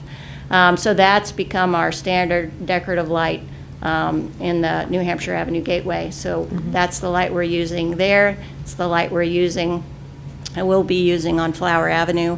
So we're trying to develop some consistency of high quality outdoor lighting with our decorative lamps and really kind of signature pieces so you're in Takoma Park when you see those lights. Yeah, great. Thank you. Just one thing you said, the Kelvin level is not adjustable. It's the wattage level and the light. So I know that people are very sensitive to that. The Kelvin level for these is 3,000, and that can't be changed. Okay. All right. Councilwoman Caustic, even though it says Siemens here, you're next. Thank you. Thank you very much for all of this information and for the ongoing email chain that we had going with many questions. So I really appreciate it. I wanted to ask first about the sensors that you mentioned. Are those are sensors for daylight? Yep. And so that they turn on automatically right. in the evening? And some of the information I sent this afternoon, we currently are billed from PEPCO based on what's called dawn to dusk lights. They're not metered. Now, we do have some decorative outdoor lights that are metered. For instance, the Lee Avenue lights, the Holton Lane lights, those are on a meter. The 7100 block of Carroll Avenue lights, those are on a meter. You'll see the meter. So we're billed for actual energy use there. For these lights, we're not. We're billed on a dawn to dusk situation. We have known since we did our streetlight inventory that our streetlight bill from PEPCO is hugely wrong. Worse than we ever imagined. So we went from being billed for 1,700 lights to just under 1,500 when we did our streetlight conversion. We've got the same issue with the decorative streetlights that are dawn to dusk. So we get billed based on what their assumption is about light usage. We have the wrong number of lights on our bill. We have the wrong type of lights. They bill us based on a high pressure sodium use, so it's kind of a maximum wattage use. We've identified that to them. They know they've got an issue. We kind of weren't going to take that on with PEPCO until we finalized our lighting upgrade. And then we plan to, have a little sit-down chat with Pepco and try to get that part of the invoicing corrected. So the sensors basically are the way the lights turn on and off. Okay. And typically, the way they had been traditionally, you'd have a sensor on a pole and would control a line of lights, 3 lights, 5 lights, and then across the street, another sensor would control that light. We do have a few lights that are only controlled by one sensor. So it varied, and it really has changed over time as lights got added or damage happened. We now have gone to a system where the sensor is in the fixture itself. So there's always power feed to that light through the Pepco distribution system, and then the sensor on the light is what will turn it off and on. And that way we'll avoid having entire rows of lights out when a sensor is bad, because each individual light will sensor itself. So if a light is out, we'll be able to quickly see it, fix it, and the other lights around it won't necessarily be out because it's lost power. Great. In terms of the wattage levels, I think it's great that they are variable level. You said the lights that have been put in on Laurel are at the highest, so that they are currently at the 69 watt. So how will you go about determining what level wattage to put in? I mean, I imagine it will change. Maybe when the ones across the street and in the median there are put in, it will be different, and you might not want 69 watts I there. would think in particular on Laurel with the median and the lights on both sides, and there might be a very different light level on the church side as opposed to the commercial business side, or we may down lamp the median and really keep the light on the business side. So it's really going to be kind of an experiment. We have best practices from our lighting consultants and the folks we work with at the lighting suppliers, so they'll tell us, what they would recommend, and then we'll kind of act accordingly. I think one of the things is if we're going to be a while with just these lights on one side, we'd probably leave them at the maximum light. If we're going to be able to move to, purchase and replacement, then we'd more quickly have to make decisions about adjustments. These lights, I think, are on a 10-week, 8 to 10, maybe 6 to 8 week lead time. So even if we were to approve it, it would be probably 2 months before we were able to install those fixtures. So you mean in terms of ordering? Yeah. It'll take that long to get them. So, if you just had to take your best guess, do you think would we be looking at like 38 watts or 24 watts or somewhere in that I think ballpark, we probably? would certainly gear towards kind of like what we did with the overhead streetlights, the lowest wattage that was reasonable. So we'd kind of try to get to the most common denominator of the lowest wattage, and then use the higher wattages only in cases where it was needed. My guess is that 19 watts is going to be too low. 19 watts is probably what we had before we changed out the LEDs on some of our old fixtures. And again, even though we're throwing around these same terms, the 19 watts of our Leotech overhead streetlights are vastly different than the 19 watts of this type of fixture. So I don't know the lumen levels, but just because you have a wattage, you can't necessarily identify a light output level. So it just makes the whole lighting world is a very confusing, complicated, and everything is this but except for that, and not this but that. And so wattage does not necessarily directly correlate to light output. And so once they're installed, if, as you said, people notice there's an issue with them, they could potentially be adjusted, not on an every week basis, but once or twice in a year period to get the right level. Okay. My other questions are sort of more big picture. One is in terms of not specifically these, but when we talked with Pepco originally about the overhead streetlights, there was a discussion about kind of filling in the gaps where there is some dark areas. Is there a process for that? Does this area potentially figure into, maybe it makes sense to add another overhead light here, but reduce the new LED lights to 19 watts so that there's more broad light, but not necessarily directed, kind of going every direction. Our process for adding overhead streetlights, we have had a process for decades, and so we haven't proposed a change in that. It's basically been a resident-based request. So if people want more light on their block, more light in their area, they contact Public Works. we get the information, we ask them to speak to their neighbors so that particularly the house that's directly impacted by a change in the light level would know. And then we make a request to PEPCO. They provide us a price proposal. As we have funding available, we then authorize them to move ahead with that. So our assumption has always been, once we get the LED conversion and people kind of live with it, then we identify those areas where additional light is needed. And it may be best to work with the neighborhood associations in some areas, kind of like what we do now in some cases with sidewalk work, where they want to identify areas that they think are important for connectivity.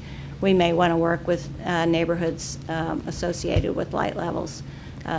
It's really been such a drastic change from the high-pressure sodium to the LED in terms of how it feels at night outside on the streets and the light levels. So it's much more consistent than it used to be with the high-pressure sodium. The light spread is just much more improved.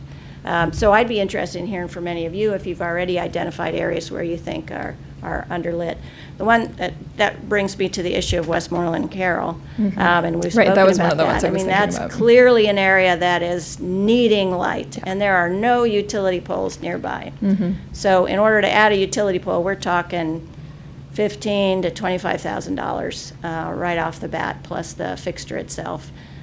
We've taken a look at how we can potentially add decorative lights. You know, if we were to extend our conduit line and add a decorative pole, there's really no good location in that area for another decorative light because of utilities and other issues. I mean, really the solution there, and I don't know if we've made any progress, is to talk to the building owner and see if we can install a fixture on their building. So particularly that crosswalk at Westmoreland can get illuminated. I mean, that is an area that I see and think about a lot, and have tried to noodle around what's the best way to light that area. It's very underlit, and there are no poles nearby.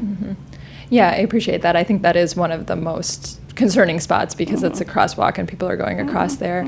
I was also thinking, since we did sort of do an inventory of everything when we made the change over to the new LED streetlights, that it would be great if we could also sort of take a holistic look at them and maybe try as a city to identify some spots so that we're kind of getting away from the resident-driven approach all of the time. If there are places where we can identify for, especially for pedestrian safety, I think that would be really useful.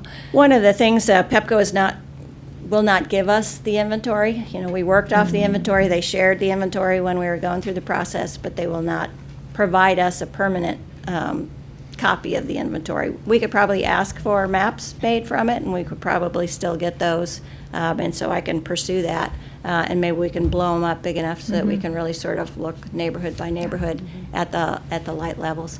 So much of lighting depends on tree cover, topography, how close the houses are to the street. So even in an area where you may have street lights farther apart, it may feel perfectly adequately lit because there's no trees in the area, the houses are close by, the street's narrow. And then other places you might have lights very close, but because of the heavy tree cover, house is set far back, it feels very dark. So, you know, it really has a lot of variables. Great. Thank you. And then the other thing, it came to mind as we're sitting here talking about cars hitting the streetlights and the unsafety of the bricks near Victory Towers. I mean, these are all pedestrian safety issues, and it's scary to think about cars taking out these streetlights that could be pedestrians if they're standing there. So I think we should just continue to focus on making sure pedestrians are safe in these locations. And I mean, I personally think the bricks look nice, but are a huge hazard and cause a lot of problems. So I'd love to see us just work on those sorts of issues and making sure it's a safer location for everyone.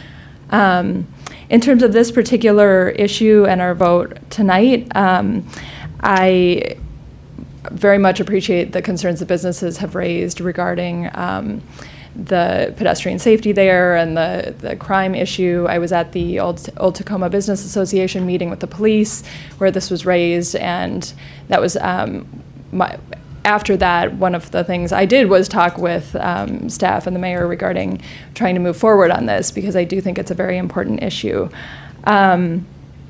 That said, I also understand the concerns that have been raised regarding community input and the original intent of the work session or the ordinance in 2017 regarding allowing some time to look at the lights and also discuss them. So I would prefer to see us wait a week on this and use this as our work session to discuss. We have a common process many times when we have something before us, especially a very complicated issue like this, where we have a public discussion, and then we are able to kind of digest that a little bit, and the public is also able to hear that and digest it themselves.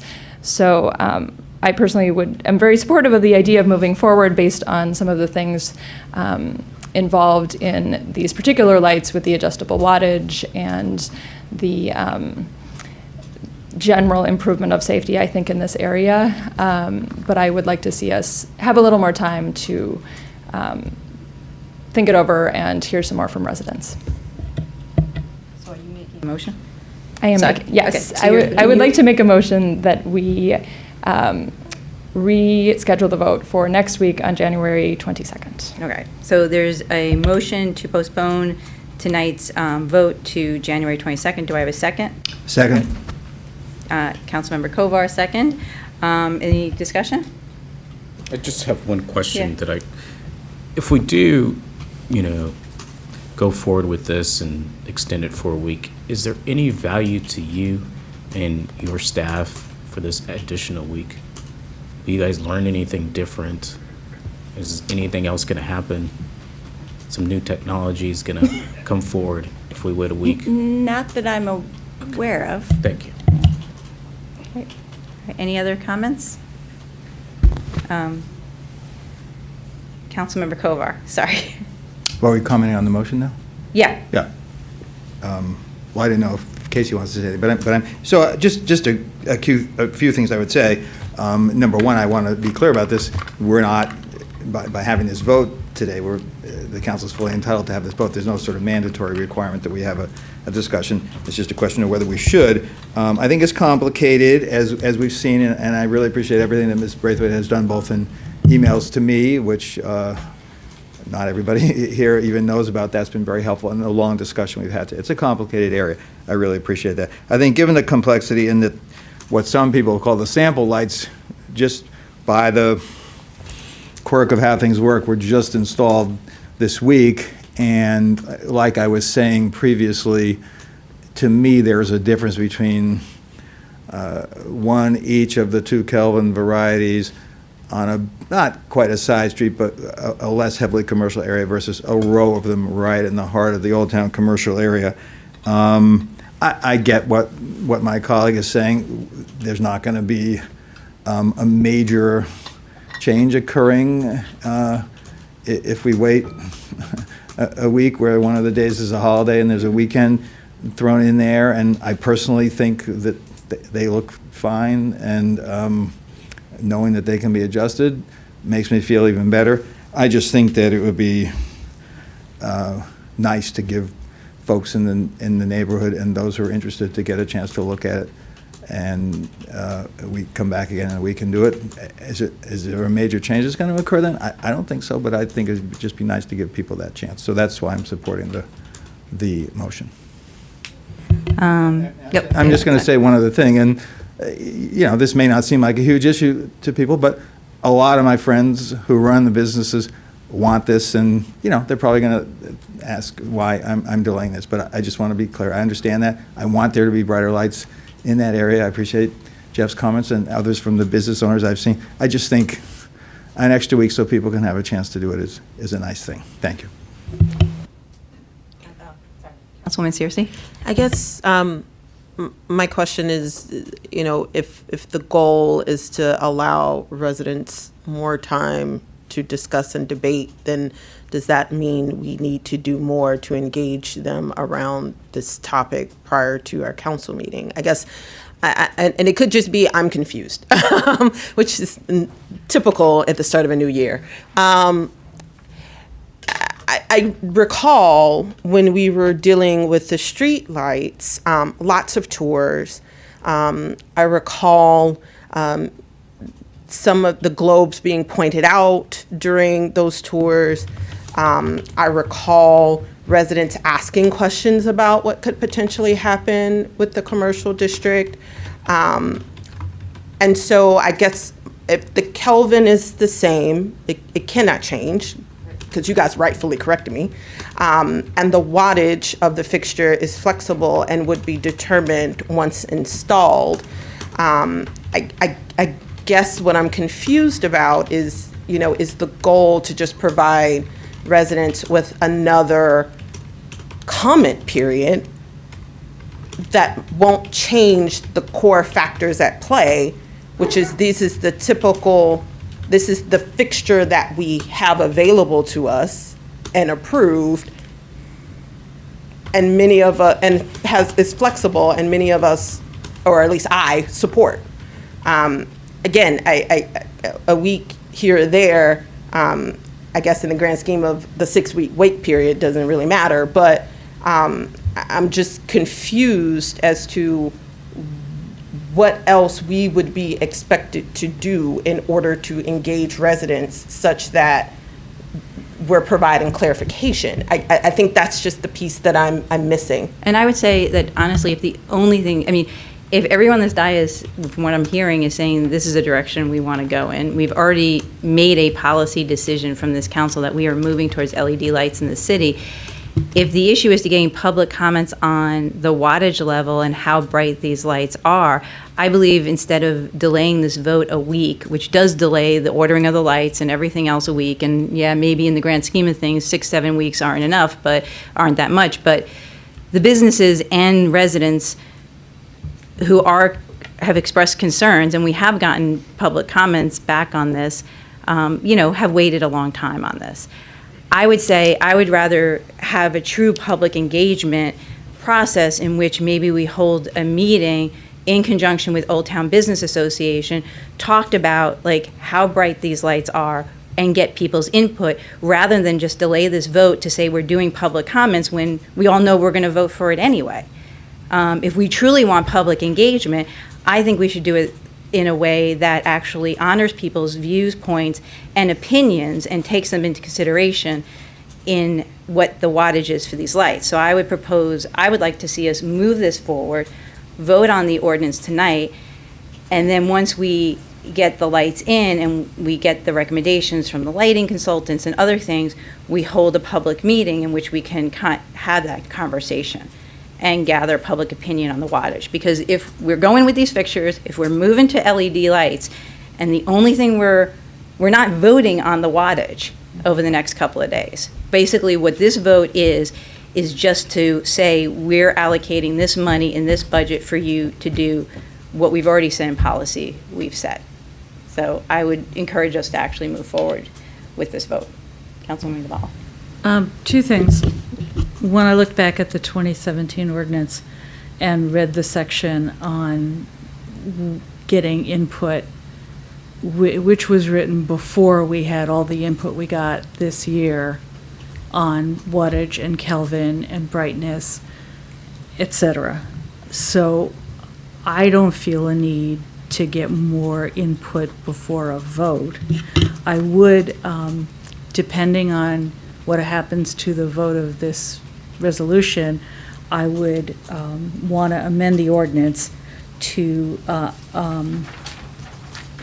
therefore be it resolved, authorized to enter a contract, and then a new to hold an OTPA resident meeting on the wattage levels at whatever the time frame is on when would they be up and be able to be looked at for a bit. And we would, I think, so I'm suggesting that as an alternative. Commenting on my own suggestion, we would want to include the police department in that meeting because they have some very different perspectives on what wattage levels would be necessary at what times. So just throw that in. But put it in a in the ordinance. We don't even know if we're voting on that yet, so we'll hold that. I'm just suggesting that. All right. Councilmember Siemens, and then Costick. Thank you. I was initially supportive of this suggestion, but after the presentation tonight and listening to Mayor Stewart, I'm the real issue is the brightness, and so I think that's covered because that's adjustable, and we're not voting tonight on how bright things should be, or nor do I think we really should be voting on how bright things should be. It's like voting for how high should a speed bump be. But anyways, That's next week. So I will support this tonight. Or maybe I said that backwards. I'm not gonna support the amendment. Councilman Costick. Thank you. I appreciate the thoughts of my fellow colleagues here. I do think the sample lights were put in back in 2017.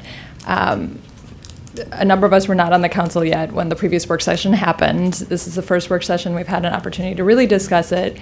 And my understanding of the previous ordinance, I was not on the council at that time, but my understanding of the previous ordinance was that there was a desire for community feedback and community input. And I very much appreciate that what I'm hearing from my colleagues in terms of wanting to have that community feedback on the wattage levels with the businesses, with residents from here on out. I think that's a great idea, and I strongly support that. I guess it's frustrating to me that that hasn't happened prior to the vote, because I think we've had a long period of time when we could have had more of that outreach done, and we didn't have that. So is a lot going to change in a week? No, but I do think that provides an additional opportunity for residents who might not have realized what the lights look like to provide that feedback. I also think Councilmember Kovar previously noted that the location of the previous ones, I think, gave a very different impression than the location on Laurel Avenue. I personally went by the ones near the Girl in the Vine several times, and they were sort of hard to notice. They were out of the way. They were in an area that's a little darker overall anyway. And going to look at the ones on Laurel Avenue, to me, made a difference in terms of the impression of them and what I could actually expect to see in them. And I think that's a more frequent area where we are more likely to potentially get more resident feedback. And if we, as a council, putting out our weekly emails, ask residents for feedback, ask businesses for feedback, and that could include on the wattage, just so that we start to gather that information. I think that's useful. So thank you for considering the motion. Councilwoman Costa, I just want to know, other than the wattage, what do you want feedback on?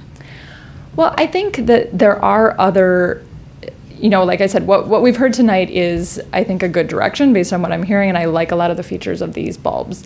I do think, as Ms. Braithwaite said, I do think this is not the only possible avenue forward. I do think it's probably one of the best options, and like I said, I'm pretty supportive of it, but what we've heard from the community is that there was an interest in community feedback on this, and it doesn't seem like we've really had a robust outreach. But you're asking just for 1 week then? I am, yes. Okay. All right, any other comments? Can I just speak to the feedback issue, because I'm particularly sensitive to that? Back when that occurred, our understanding was it was a very public discussion, quite similar to this. In fact, there were more people in the audience then. The assumption was those people would give us feedback when we put the lights in. Everyone was very keenly aware that cared about it, that the lights were going in. And we put the lights in, we let council know, we got no feedback. So it wasn't as if we were ignoring the requirement.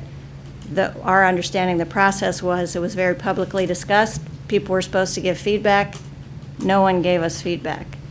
I think also the original thing was really looking at was not kind of how does it look in the ambiance of the area, but it was really the 2,700 versus the 3,000. That was definitely the focus. Yes. That was so. It was a different request for comment.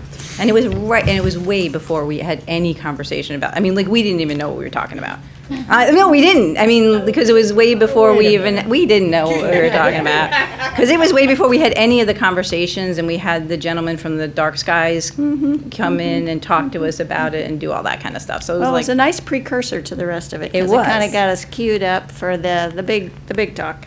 Yes. So anyway, that is my point on that one. And then in addition, what we are looking at tonight is not just the lamp itself, but the fixture head. We're really wanting to convert and make consistent the streetlight style in Old Town to match the rest of the commercial area. Okay. Councilmember Kovar, did you have more to? If you don't mind. Yeah. I wanted to just, if she doesn't mind, just ask my colleague, Councilwoman DeBala, if there's some elaboration on this point about the wattage, because I think it's attractive to me to think about strengthening the resolution so that it more specifically calls for the kind of, and I don't know if it was first Ms. Braithwaite who mentioned it, but the idea of really after the vote, whenever it is, drilling down in a good public process on the various wattage levels, particularly. Okay, it was Mayor Kay Stewart's idea. Okay. Yeah, you're asking the wrong person. Happy to give attribution where I need it. But I think building that into the resolution would be really great, and I think that would help a lot. And in particular, when you're thinking about some of these areas where on one side of the street, which I do believe was Ms. Braithwaite's comment, on the church side versus the businesses side versus the middle side, and then as you go down, like I was saying, it gets a little darker, et cetera. So that could vary a lot, and I think giving people an opportunity, but having people know that they would have the opportunity, we don't have to specify, where the location is and what time the meeting is, but that there's going to be a process for that, so that once they get installed, we're not just starting from that point saying, hey, wait a minute, how come they're all like this? What are we going to do? At least we will have mapped out some sort of process for figuring out how and in what way they should be varied. I think that would be really helpful. I do. Okay. All right. Councilwoman DeBala, did you have something else to add? No, thank you. All right. All right, seeing no more lights, we have a motion by Councilman Costick, second by Councilmember Kovar, to postpone voting on the ordinance authorizing purchase of the LED decorative streetlight fixtures to January 22nd. All those in favor of postponing the vote, please raise your hand. 2. All those opposed, please raise your hand. And 5. Okay, so the motion does not move forward. So then we have the ordinance authorizing purchase of LED decorative streetlight fixtures. Would someone like to move this? So moved. Councilmember Smith moved. Do I have a second? Second. Councilwoman Searcy, second. Discussion? Councilwoman DeBala? I'd like to suggest an amendment. A new section 2 under resolved. Resolved that the department will install and identify samples of at least 2 wattage levels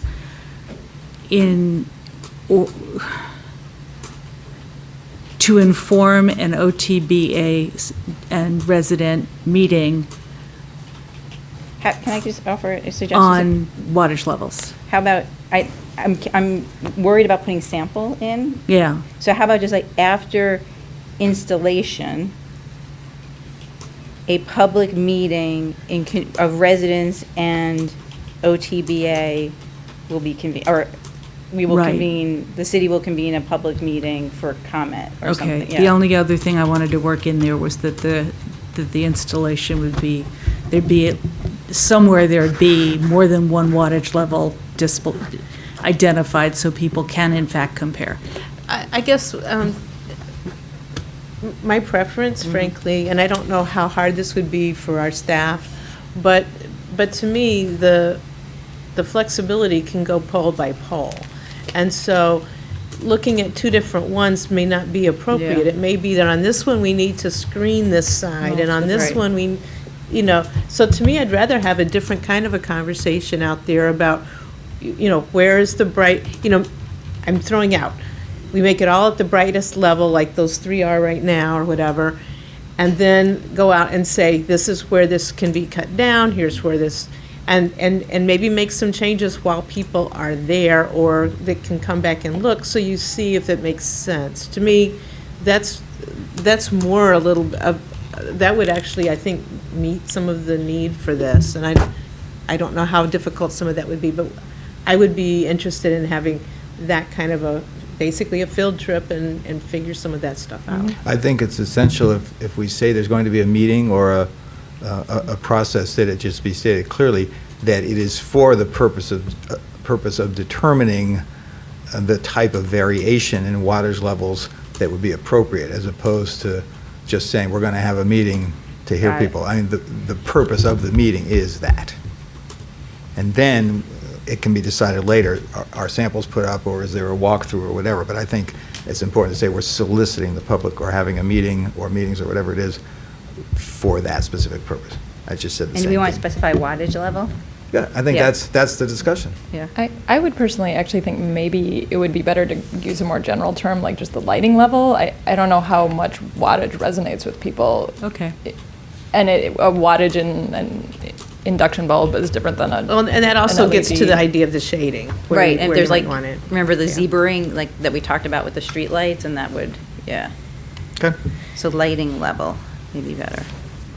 So after installation, the city will convene a meeting of residents, and maybe just say businesses, let's not just put this on OTBA. Yeah. Sorry, I did that, sorry. No. After installation, the city will convene a meeting of residents and businesses for the purpose of discussing the appropriate lighting level in the area, in the area of, Are you mostly just concerned with Old Tacoma, like just in this one stretch, or are you looking at, you can't change the others, okay? Can I just say, we're not just, to me, we're not Mhm, just yeah. discussing it, we're determining the appropriate lighting levels, right? So let me hesitate. I- Let me hesitate. I mean, to me, it sometimes depends on who shows up, and I would want to take that into consideration very strongly, and I would want to have a robust discussion, but I would also want to make sure that we're including the recommendations of lighting professionals as well as the business owners Well, it and the doesn't police. just have to be so- one meeting, I guess that's what I. Yeah, so I It's a just- process. But it's not, to me, I just want to I guess I want to differentiate from a vote kind of concept. I guess all I'm saying is, if all we do is discuss it. Right. That's not what we want. No, and I So there's appreciate that. some- I want to have us, I want to end up with a result that people are comfortable with. what are other people? All right, so that's the one word we're looking at here. So we have, after installation, the city will convene a meeting of residents and businesses for the purpose of Hearing something. comment on. That's not going to be strong enough, right, Peter? No. That's another. Discussing sounding better. Informing the process of selecting a lighting level. Selecting appropriate lighting levels. Informing. Right. Informing the process of, sorry, what did, selecting. But I think we don't say appropriate lighting levels, because there is more than one. Appropriate Nothing like lighting editing level. on the dais. I know. So This was a guy who got us in It's a trouble in process, it's not 2017. just one meeting, the meeting relates to the process. I think that's great. So after installation, the city will convene a meeting of residents and businesses for the purposes of informing the process of selecting an appropriate, Appropriate lighting levels. of selecting appropriate lighting levels in Old Town, Old Town, Takoma Park, whatever. I propose that Okay. amendment to this ordinance. All right. Is everybody okay with adding that as an amendment, a friendly amendment? All right. That's added. Any other discussion of the ordinance? All, Hopefully, it's not a confusion that we'll only have one aspect that we're able to control, the new decorative lights. I guess we could take input on other lights. Yeah. But Well, Old kind Town, of lights in yeah, Old so I Town. mean, I mean, I think Councilwoman Costick raised some excellent points about Columbia and Westmoreland. If Yeah. we're there, and Yeah. if Mr. Urciola is there, and other folks are there, then we can have, that's a great opportunity to have that conversation. So I think it's Yeah. Is it necessary or useful to add a whereas clause that notes that the wattage level is variable? I don't think anything currently says that. I'm just thinking that the result clause might seem a little odd otherwise. So whereas that, I think that's a good idea.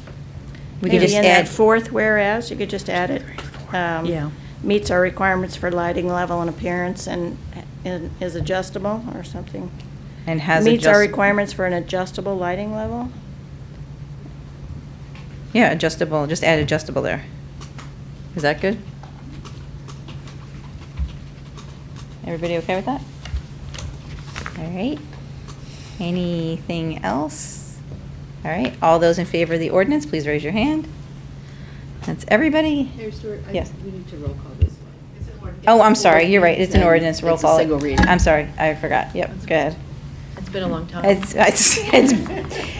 been a long time spending on this one. Councilmember Kovar. Aye. Councilmember Duvall. Aye. Councilmember Costick. Aye. Councilmember Siemens. Aye. Councilmember Smith. Yes. Councilmember Searcy. Aye. Mayor Stewart. Yes. Awesome. All right. Thank you, Ms. Braithwaite. Thank you, Councilwoman Costick and Councilmember Kovar for all your work on this. I think we landed in a pretty good place, and I look forward to seeing the new lights. All right, where are we? Oh, my gosh, yes. All right, now we have other public comments. Sorry, our voting session took a lot longer tonight than I thought it was going to. So if anyone has public comments on general items. Jay Levy, 7431 Baltimore. I'd like to thank the council for shedding light on a very important issue tonight. And bada boom. As a 45-year resident of Takoma Park, I've been consistently proud of all of our efforts to improve society, be socially responsible, et cetera, et cetera. As chair of the Nuclear Free Zone Committee, which I've been chair of for far too long, about 3 years ago, we looked into the relationship between the city and SunTrust Bank, which all of you know about, a bank which has lent over $1 billion to nuclear weapon-related industries. Okay, so you guys are going to have a focus session to develop priorities, and we'd like to make sure that one of your priorities is to come up with, finally, after 3 years, a socially responsible investment policy which will be applied across the spectrum of whatever city investments there are. And we'd like to see this come to conclusion, and we would urge you to use this as one of your key points for developing, finality in the coming year. Thank you. Mr. Levy.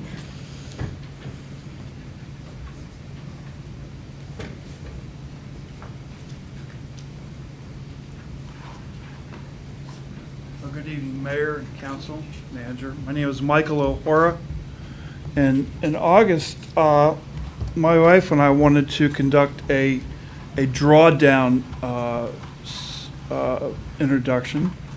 And the mayor was kind enough to find a room for us, and she even spoke. I remember when she spoke, she talked about the thing that concerned her was how her daughters lived in fear of the climate crisis. I've been affiliated with Takoma Park Mobilization Environment Committee since its inception, and I'm proud of the work that this committee has done. I would say that my spouse and I, Rosemary Hodges, just finished conducting in December a 5-session drawdown class, and at its conclusion, each of the members of the group was to take on a drawdown project, and 5 or 6 of them went and helped your sustainability manager with various things like refining some of the things that she'll bring to you next week. I come to you tonight to ask if you would consider or reconsider my appointment to the Environment Committee. I am not a resident I live on Hilltop, about 2 blocks above the city line, and I know that the council is looking at issues of who they think should be on committees, and I won't go there. I would just ask that because of my long affiliation with Takoma Park Mobilization Environment Committee, that you would consider me for the appointment to one of your vacancies on the Environment Committee. Okay? Thank you very much. Thank you so much for coming. Any other public comments this evening?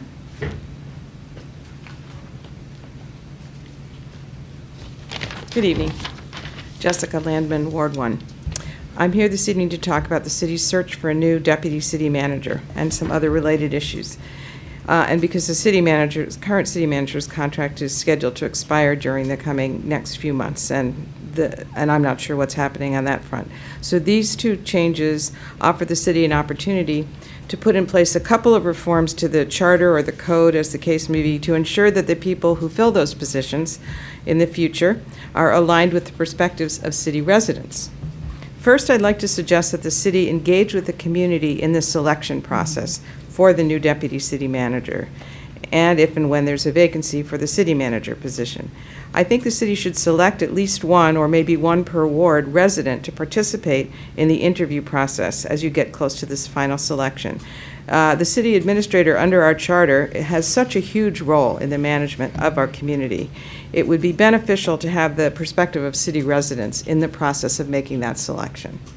I recognize a vote for city residents on that decision is not realistic, but just as schools provide PTA presidents or other representatives an opportunity from the parents to participate in the interviewing of principals, I think it makes sense for you to think about including citizens and residents to give them a non-voting voice.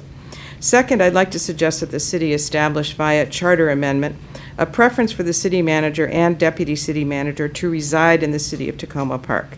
I don't think this should override other qualifications, but all other things being equal, it should be a factor to be considered in selecting the most qualified candidate. Living within the city limits means assuming not only whatever rules and regulations, pest-free, whatever things the city imposes, but also the significant additional tax burden associated with being a resident of the city. I believe that would help to sharpen the understanding about community concerns of affordability issues for people who hold those important jobs. If a candidate is selected who resides outside the city, I would also propose that you call on them to pay an equivalent property tax to that which would apply if their residency was inside Takoma Park, if the candidate is a homeowner. It goes without saying that this should not come with an offsetting increase in the salary. The idea is for the new person in this job to, quote, feel the pinch, along with city residents, of residing in the city because of our tax base. Including residents in the selection process should begin immediately. Changing the residency preferences or the taxation requirements could be adopted in 2020 for applicability in 2021 and beyond, in fairness to upcoming candidates. And I would welcome the opportunity to work with the city on implementing this through legislative reform. Thank you. Thank you. Any other public comments tonight? Good evening. Did you get my message? I No. requested 5 minutes. Didn't get it. I talked to the clerk. She said to email you. I emailed I you. did not receive an email. I looked through my emails today, Mr. Kelly. May I have 5 minutes? It's a matter of a civil complaint against the city. Mr. Kelly, our process is clearly outlined on our website that requests for additional time, like Mr. Sherman asked tonight, is 24 hours in advance. And can I also ask you why there's 3 police officers outside the door? The police department is downstairs in our building, and There's so. there's also been an incident that they're convened for. I'm in here for an issue with the council. The deputy chief was in here updating me on an incident that just occurred. Thank you. So, I guess my time is 3 minutes. I'm starting. My name is Bern Kelly. I live at 6517 Westmoreland Avenue. I'm bringing a civil lawsuit against the city, and it's based on what happened. As you know, I haven't been here since July 25th, 2018. I have not come before you because I have a hard time now talking in public in this space. So on July 25th, 2018, in the city of Takoma Park, Sam Abbott Municipal Building, at the scheduled city council meeting, I was denied my civil rights, and I was intimidated, and I was harassed, assaulted, and would have been arrested if it were not for Mayor Kate Stewart's intervention. Therefore, I intend to file a lawsuit against the city government of Takoma Park, against the city manager, Suzanne Ludlow, Rosalind Roz Grigsby, community planner Sarah Daines, the former community planner. And my complaint, which I took to the ACLU and now have retained a whistleblower attorney firm out of New York City, is a 1983 federal claim that will be filed in the Greenbelt Court.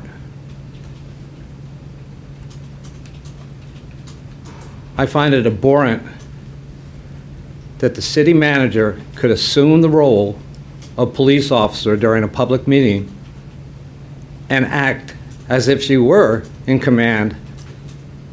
I believe that's left up to the police chief to make decisions about the police officers, especially when it comes to setting up a table to petition something that is in our charter called a recall, which is all I was attempting to do and had been doing on a regular basis.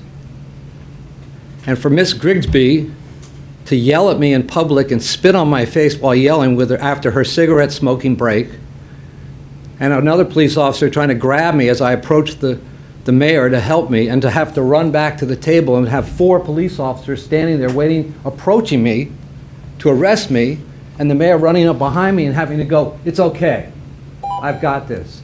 Well, it's not okay, and it wasn't okay. And it took me right out of this role I've had for years. And Terry knows it, and Suzanne knows it. And $240,000 and living outside the city, we need a new city manager and a new deputy city manager and a new charter. Thank you very much. Thank you, Mr. Kelly. Any other public comments this evening?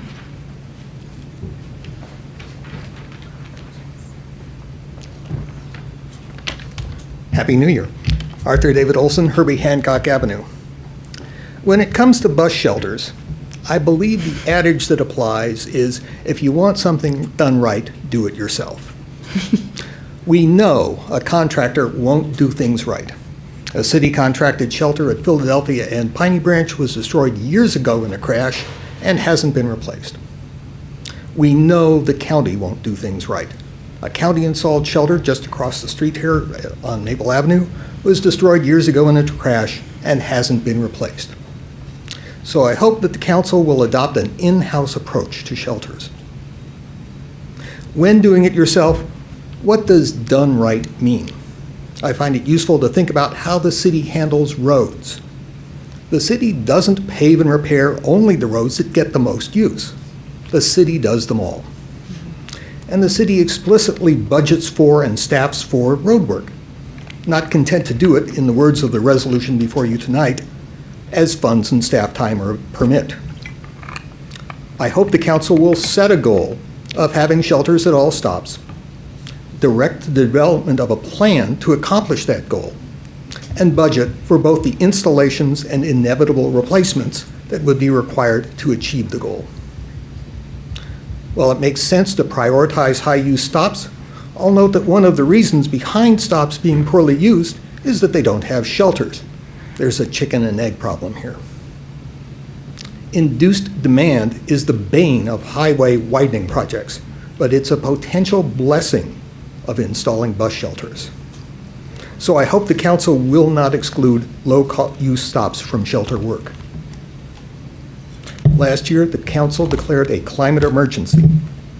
Shifting infrastructure efforts to those connected with public transit is a great way to help address the emergency, and I hope the council will do so. Thank you.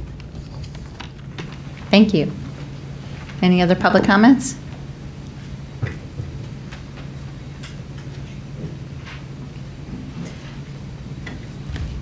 My name is Cynthia Marielle, and I too am here to comment on bus shelters. Like Mr. Olson, I'm a regular bus rider, and I must say, Mr. Olson articulated very, very well comments on building bus shelters. My comments are focused on looking at the map and some general that was on the city's website related to bus shelters, as well as just some general thoughts. If we're hiring this company, which I do not promote, then what's their criteria for providing free bus shelters? The ones that we have now, in many places, they're not large enough. And the seats have a divide, so you get two people can sit in those bus shelters. On New Hampshire Avenue in Ward 6 at the intersection of East-West Highway, I've stood near the Sunco gas station many times where 3 or 4 people can be in that bus shelter, and everybody else on a rainy day, including me, is standing outside because you get children inside and elderly people in the bus shelter. The drivers need to see the bus riders, the riders need to see the bus, and that is not always the case. The bus shelter that's by B.Y. Morrison Park, across from the food co-op, the bench that is there is a far distance from the bus stop, and many times bus drivers pass the bus stop because people are sitting on the bench and not at the bus sign pole. But more importantly, or in addition, let's say, we don't have the State Highway Department traffic study. So what are we doing making decisions about bus stops in many cases around the junction area at this time? How will the Purple Line development revise routes? Sometimes it's not a bus shelter issue. It's where people have to stand in order to get a bus to stop. In Ward 5 by Piney Branch Avenue, you have to stand in the street on Flower Avenue to get a bus to stop. But in essence, I also looked at the map. The mapping is not correct. There's bus stops that refer to all these buses stopping at the junction that don't even exist, or existing buses don't even have bus data. So what is this mapping about? Is it existing buses? Is it city's decision to just look at projected buses stops and discard other ones? There is something wrong right here in the city. Thank you.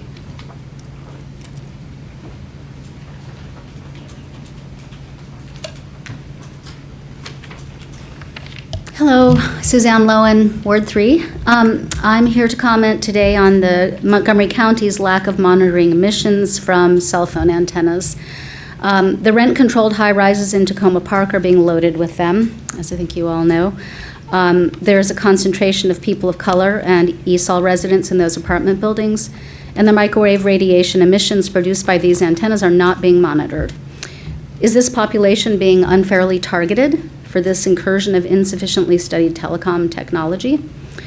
At the county's cell tower committee meetings, industry is invited to the table, but the public is not allowed to speak. The committee often makes recommendations for approvals without hearing from the population that is most impacted by these emissions.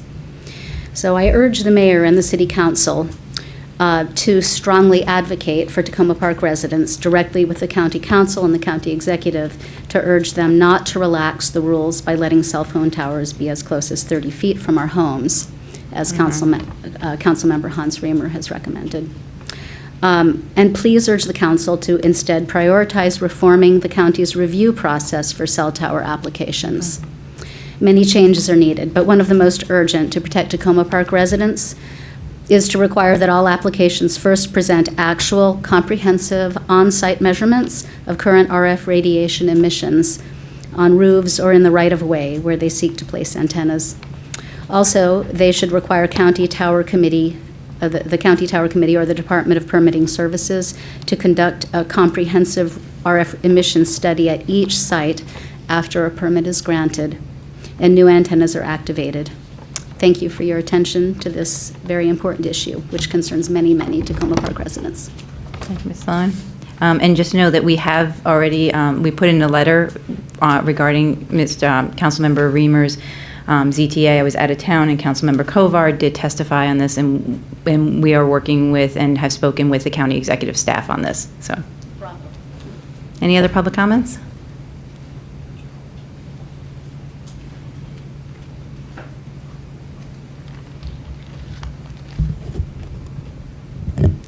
Colleen Cordes, Ward 1. I also wanted to talk about the cell tower issue.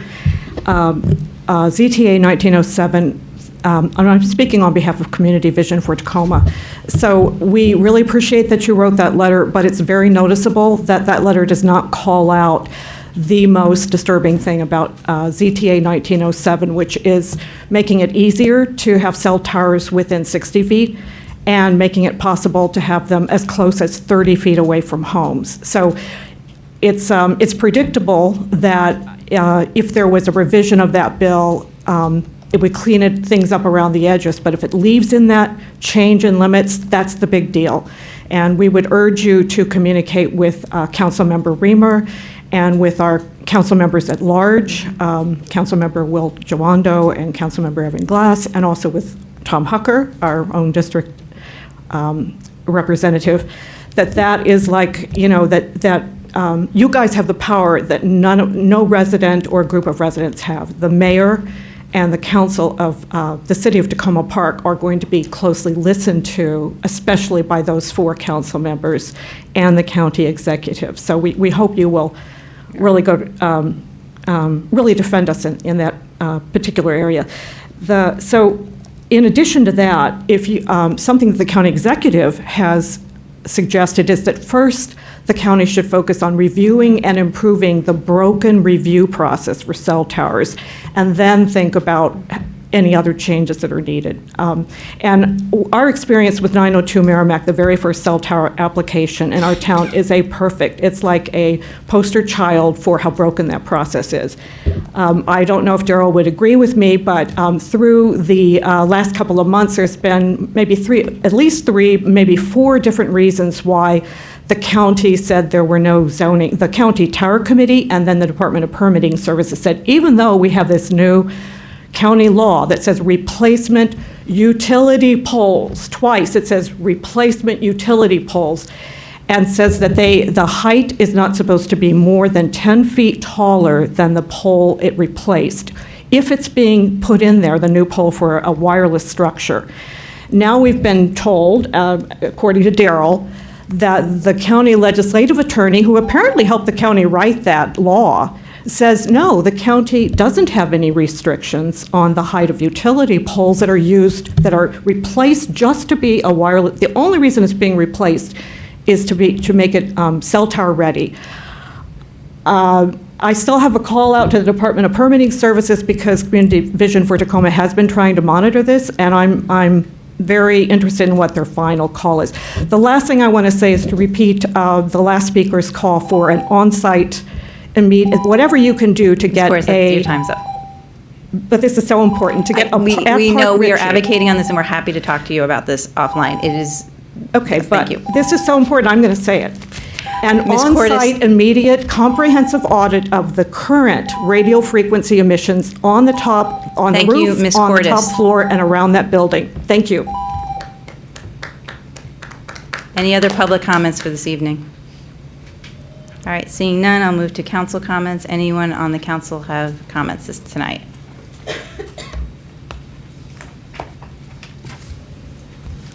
All right, who's Will Smith? You are.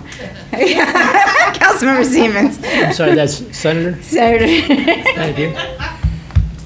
I just wanted to call the community's attention to the Martin Luther King Jr. celebration that is going to be conducted at the Takoma Park Middle School on Monday, January 20th.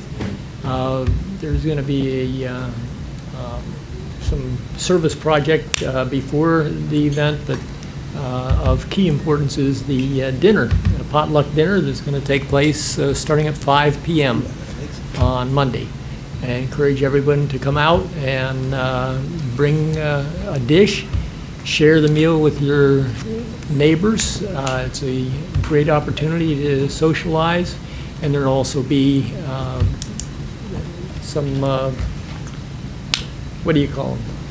Entertainment? Yeah, entertainment. So please come. Thank you.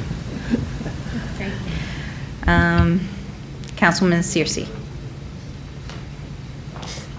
All right, I'll go. Happy New Year, everyone. So first, I just want to give a kudos. It's all right. We're gonna make it work. It's okay. Thank you. Sorry. It's okay. So first, I just want to give a kudos to Department of Public Works, specifically Daryl and Ian, who've been working on the Glenside sidewalk project as well as the stormwater drainage system. To receive an email from one of the folks who has just, not been happy with this process, and to have him say, and I'm going to say it because he might kill me, but thank you for getting rid of all the poured concrete next to our yard, for wrapping up the Christmas lights near the ditch and hanging them from a branch in our yard. And most of all, thank you for ensuring that our yucca plants we've planted were not destroyed. So that is just a testament to, for folks who don't know, the drainage and stormwater management associated with this sidewalk project has been a bit of a behemoth, and it has included readdressing some challenges that residents face as a result of some of the county level work that was done with some of the drainage. And residents were really invested in the success of this project. And the last thing we needed was a contractor that wasn't sensitive to the personal property of residents, in addition to, a system that didn't work. So I just want to thank you all so much for the responsiveness and the amount of time that you've put into this project. It will really help residents, particularly in Glenside and Jackson, that are dealing with a ton of water coming towards their homes.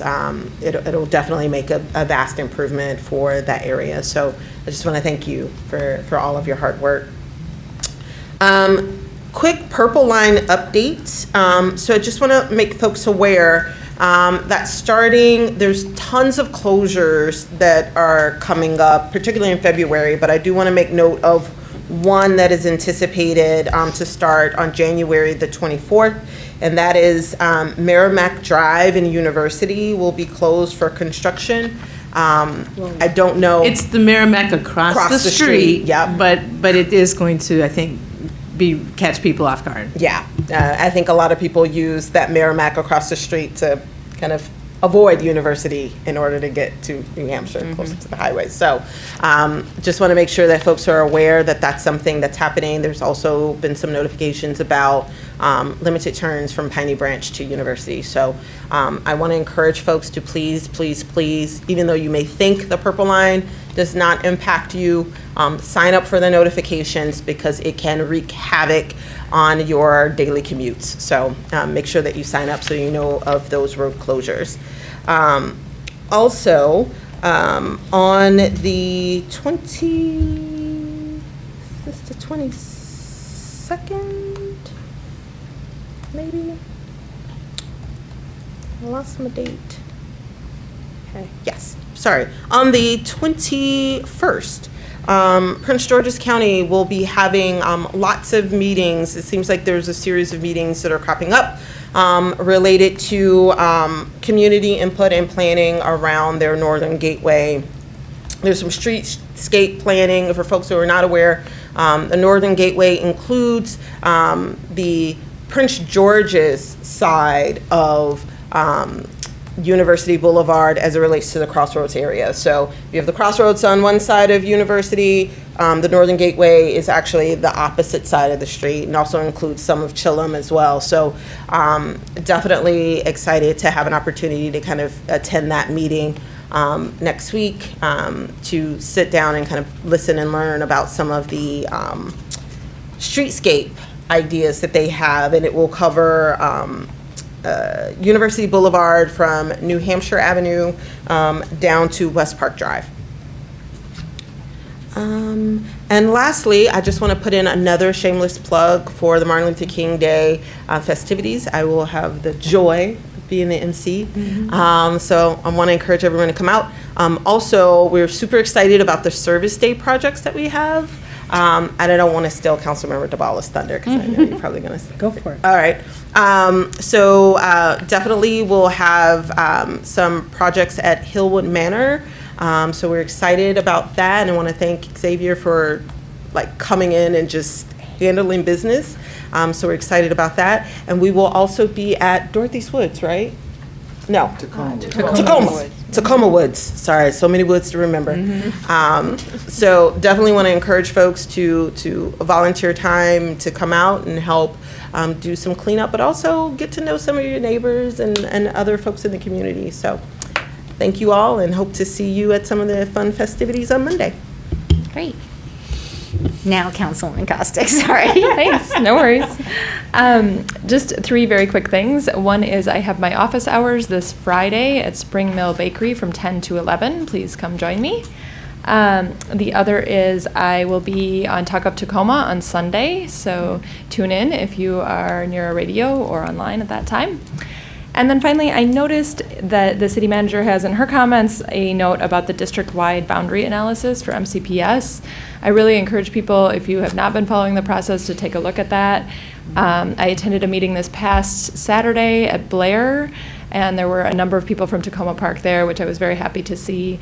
It has been a fairly contentious process in some parts of the county, and there have been some pretty terrible racist things said. So I very much appreciated the session that I went to was pretty positive, and people had what I felt was a very good outlook, and I think we should continue to encourage that. So people, if you're able to attend meetings, particularly in other parts of the county, I encourage you to do so. Thank you. Great, thank you. Councilwoman DeBala. Martin Luther King, Part 3. There's also a food drive going on as part of the Martin Luther King service projects. It started today, it goes till Tuesday. You can drop food off here in front of the lobby desk, or at Ace Hardware, or at the co-op. You can bring it to the dinner, the celebratory dinner after you do your little work project in the morning. And we'll get all of that food over to Advanced Community Services for their food pantries. So if you can't do you don't want to be out in the cold, you can't do any heavy lifting, you don't want to get your feet wet, you can still participate. A couple of other things. This coming Tuesday at 7 o'clock, 409 Ethan Allen Avenue, which is Rick Morgan and Arlene Rodenbeck's home. There'll be a session on conservation easements. This was arranged originally as a result of some concerns about the privately owned woods in back of Forest Park. And a bunch of neighbors want to see what it would take to do a conservation easement through the county on a voluntary basis. So there'll be two people from the County Planning Department speaking about that and answering questions about the specifics. What does it take? Can I add a shed? Can I put on a porch? All those kinds of questions people have. So again, that's this Tuesday, 7 o'clock, 409 Ethan Allen Avenue. This coming Thursday a week, the 23rd, there'll be a meeting with the city housing manager here in this building, in this room, on housing for adults with special needs. So again, started with a request from POSNA, the group of parents of adults with special needs, to try to look at what it would take to put together a group of families that could then develop housing with some assistance here in Takoma Park for their adult children. So if you're interested in that, come on down. I think it's 7 o'clock. 7 o'clock here in this room. And last but not least, the Azalea Awards for the Takoma Foundation nominations are early this year. They are right now, and they close January 25th. That's it for me. Thank you. Great. Councilmember Kovar. Thank you. Just had a few things I wanted to mention.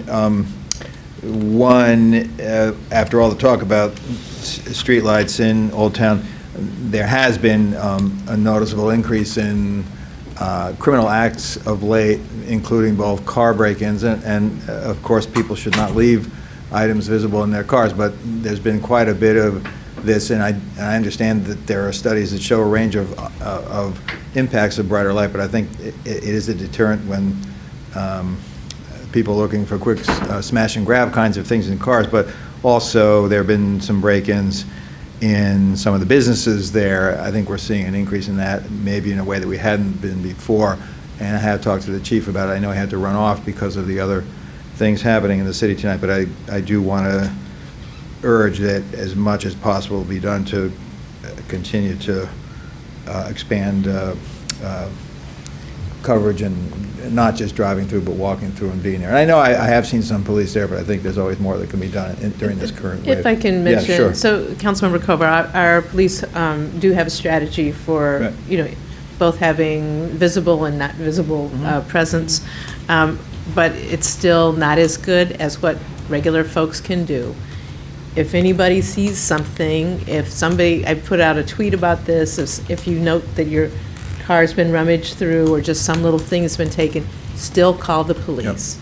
Yep. They're trying to really establish and identify patterns. This isn't just Takoma Park, it's in the whole region right now.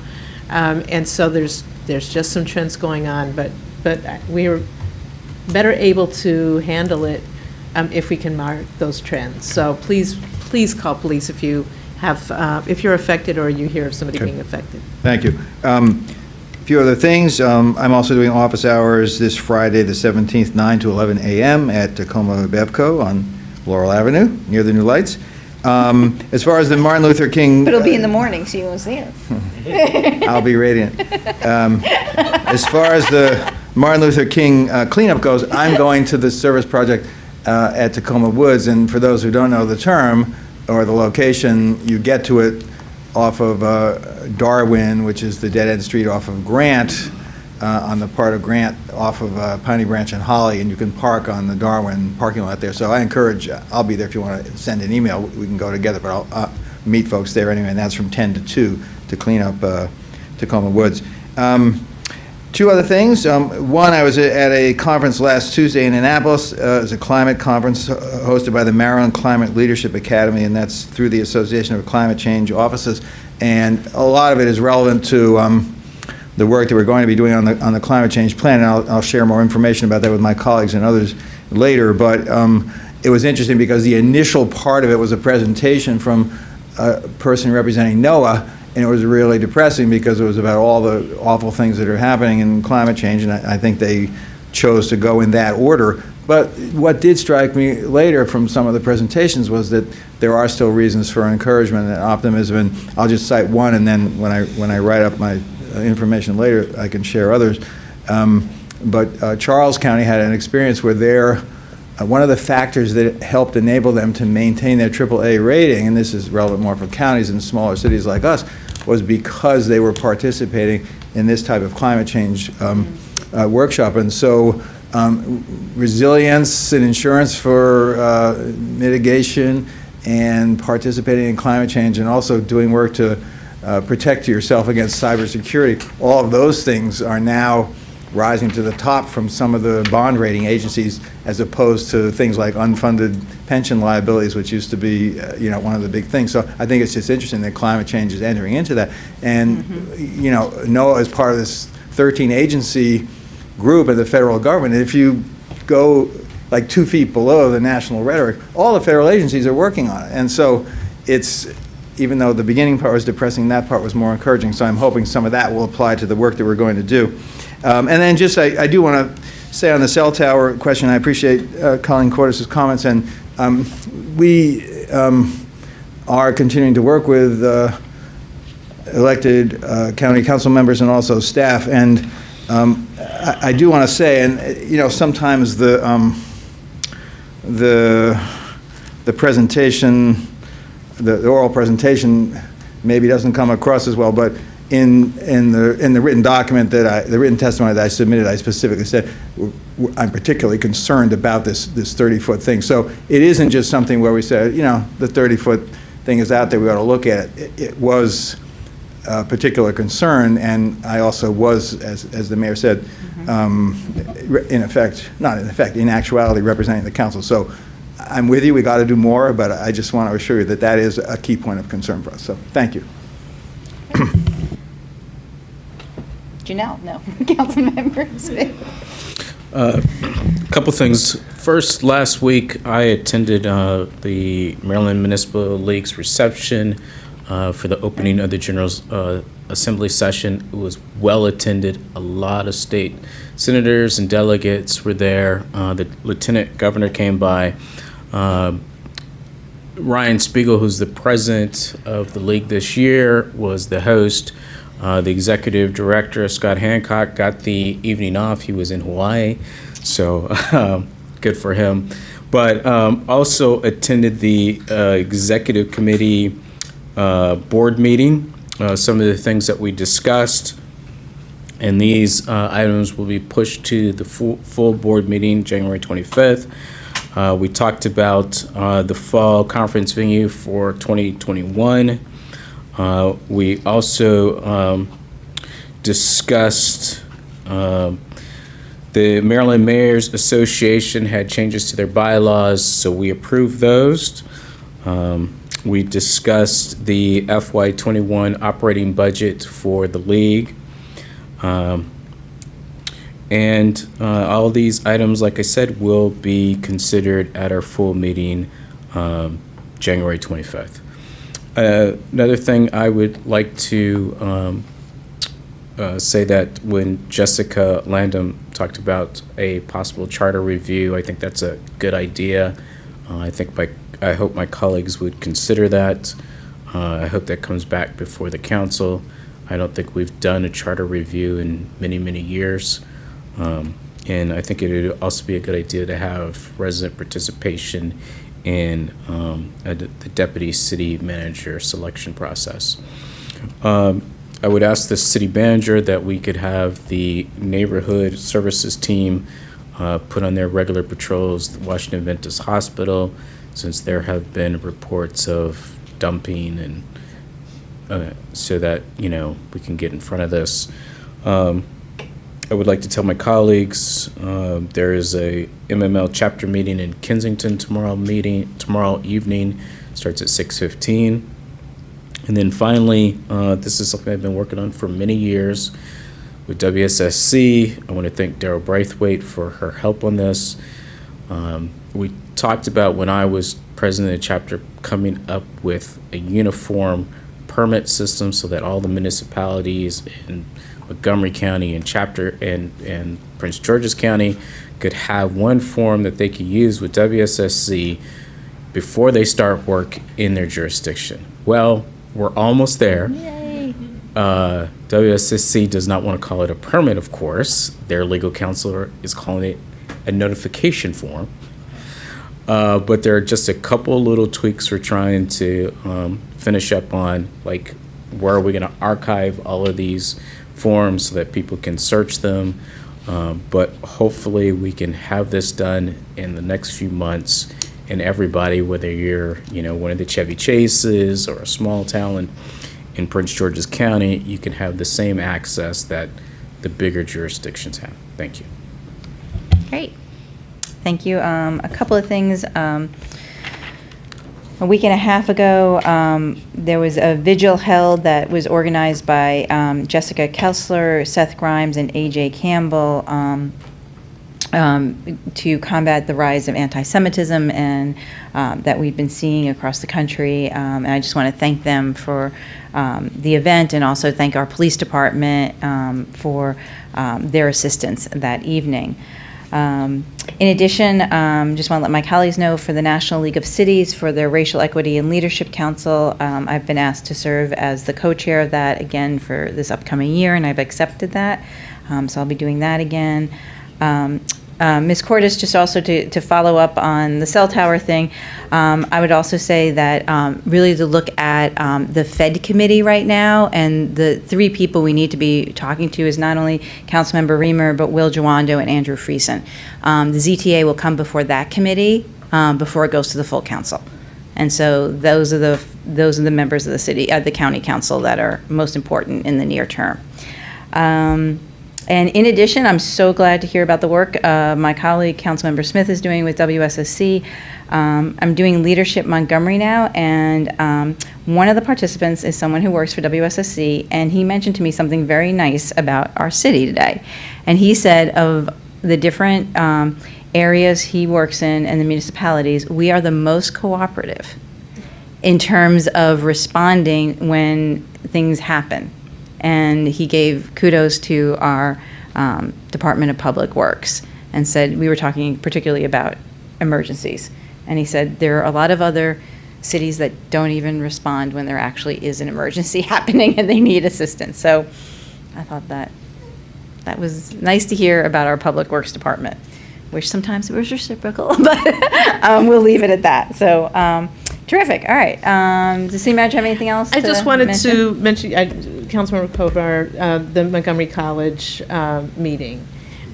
So there's, it's a Tuesday, the 21st, from 7 to 9 in for the Montgomery College project update. So just want to make sure that doesn't get missed. Okay. Excellent. All right. We're behind, but that's okay. It's our first week back. We'll do better in upcoming weeks. So now we're going to move to our discussion of bus shelters and bus stop usage. And we have Jamie Ernst. Yes, with we us. have planning staff here today, and let me get to. And does everyone know all our planning staff? I think we have. No, I think.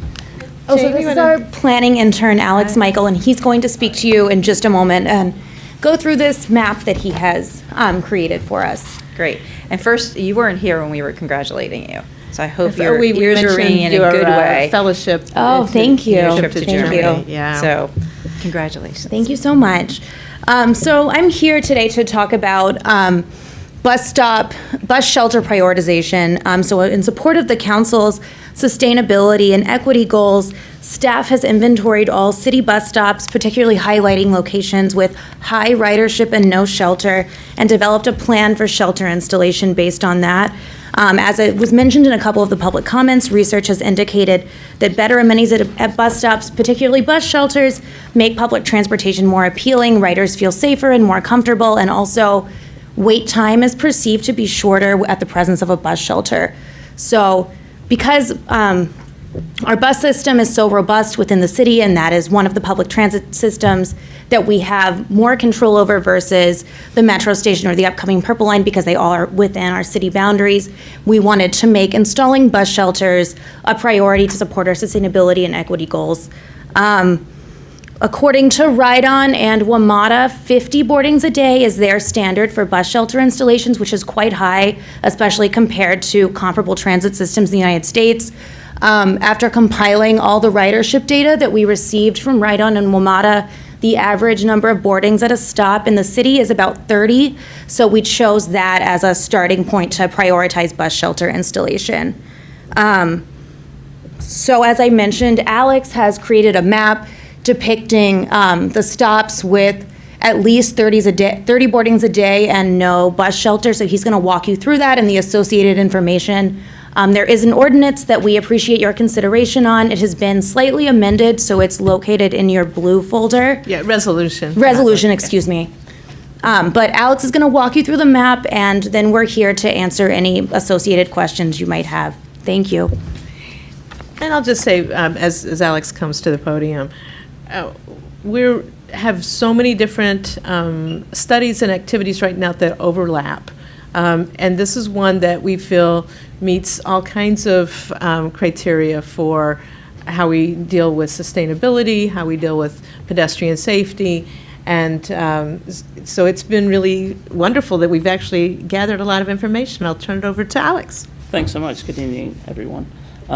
So this is a map that was created using ArcGIS Online. If you're not familiar, with this or how to use an interactive web map. Just going to walk you through that real quick.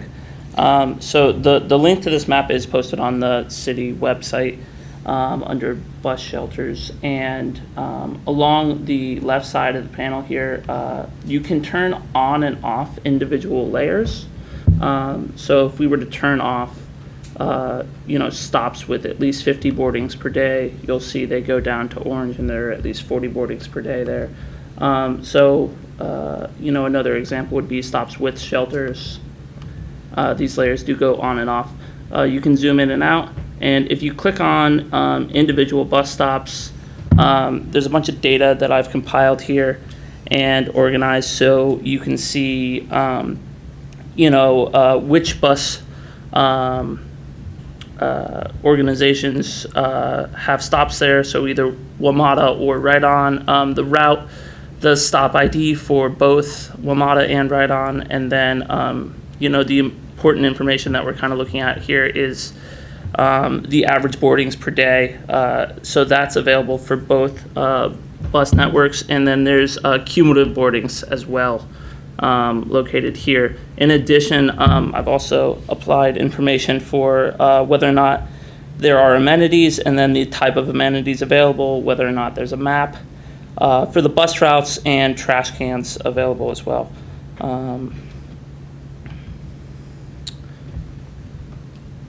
Yeah, I think that's pretty much the gist of how the map itself works. It can be a little confusing to tell exactly where you are, so something we sometimes do is turn off the wards layer, and I apologize.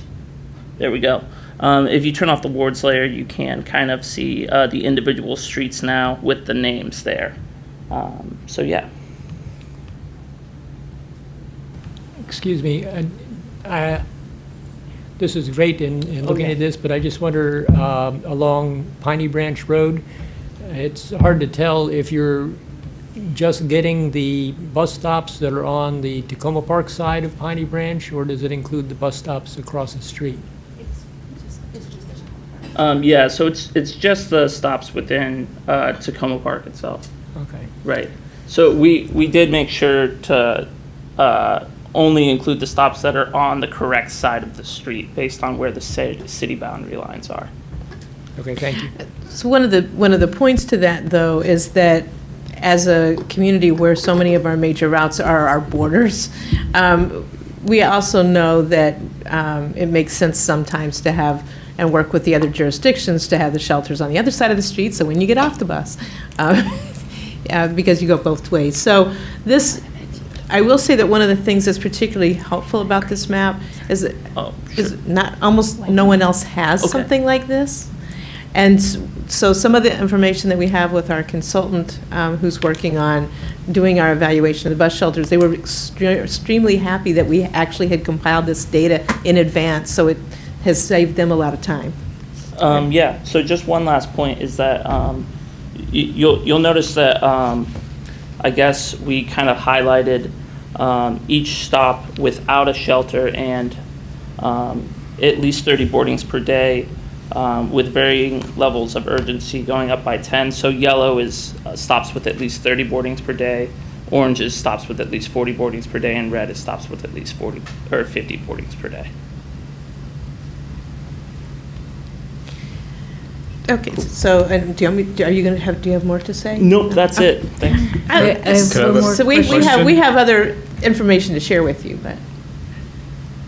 Was there a I question have a about the map map? question, but you may also. I had a map question Okay. too.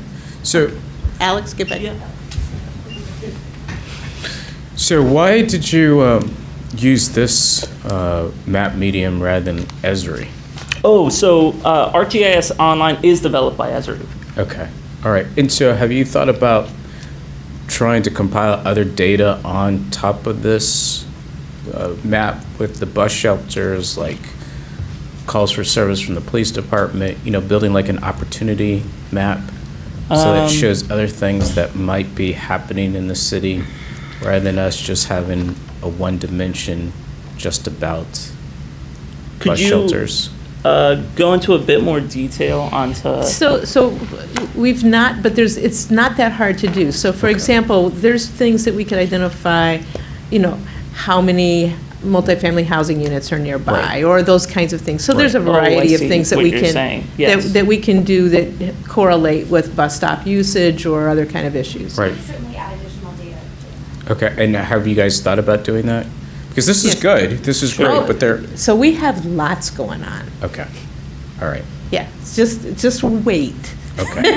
Yeah. This is interesting, but there are a lot of other things that are happening, and As it'd be- opposed to just the ridership Right. numbers you're saying? Yes. Of course, yeah, Right. right, yeah. Right. There are other factors to Yes. consider, but, and it's yeah. easier for us to understand things if you can bring it all together Sure.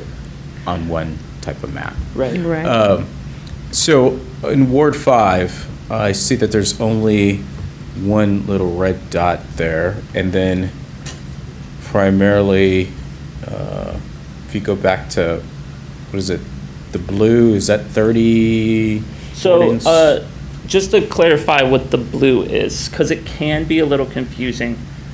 If you were to turn all the layers off except for the blue is just bus stops in the city of Takoma Park. Okay. Once you turn all the layers on, the blue becomes what it's labeled as in the legend, which is stops with no shelters and under 30 boardings per day. Okay. Those are stops we have not currently prioritized. All right.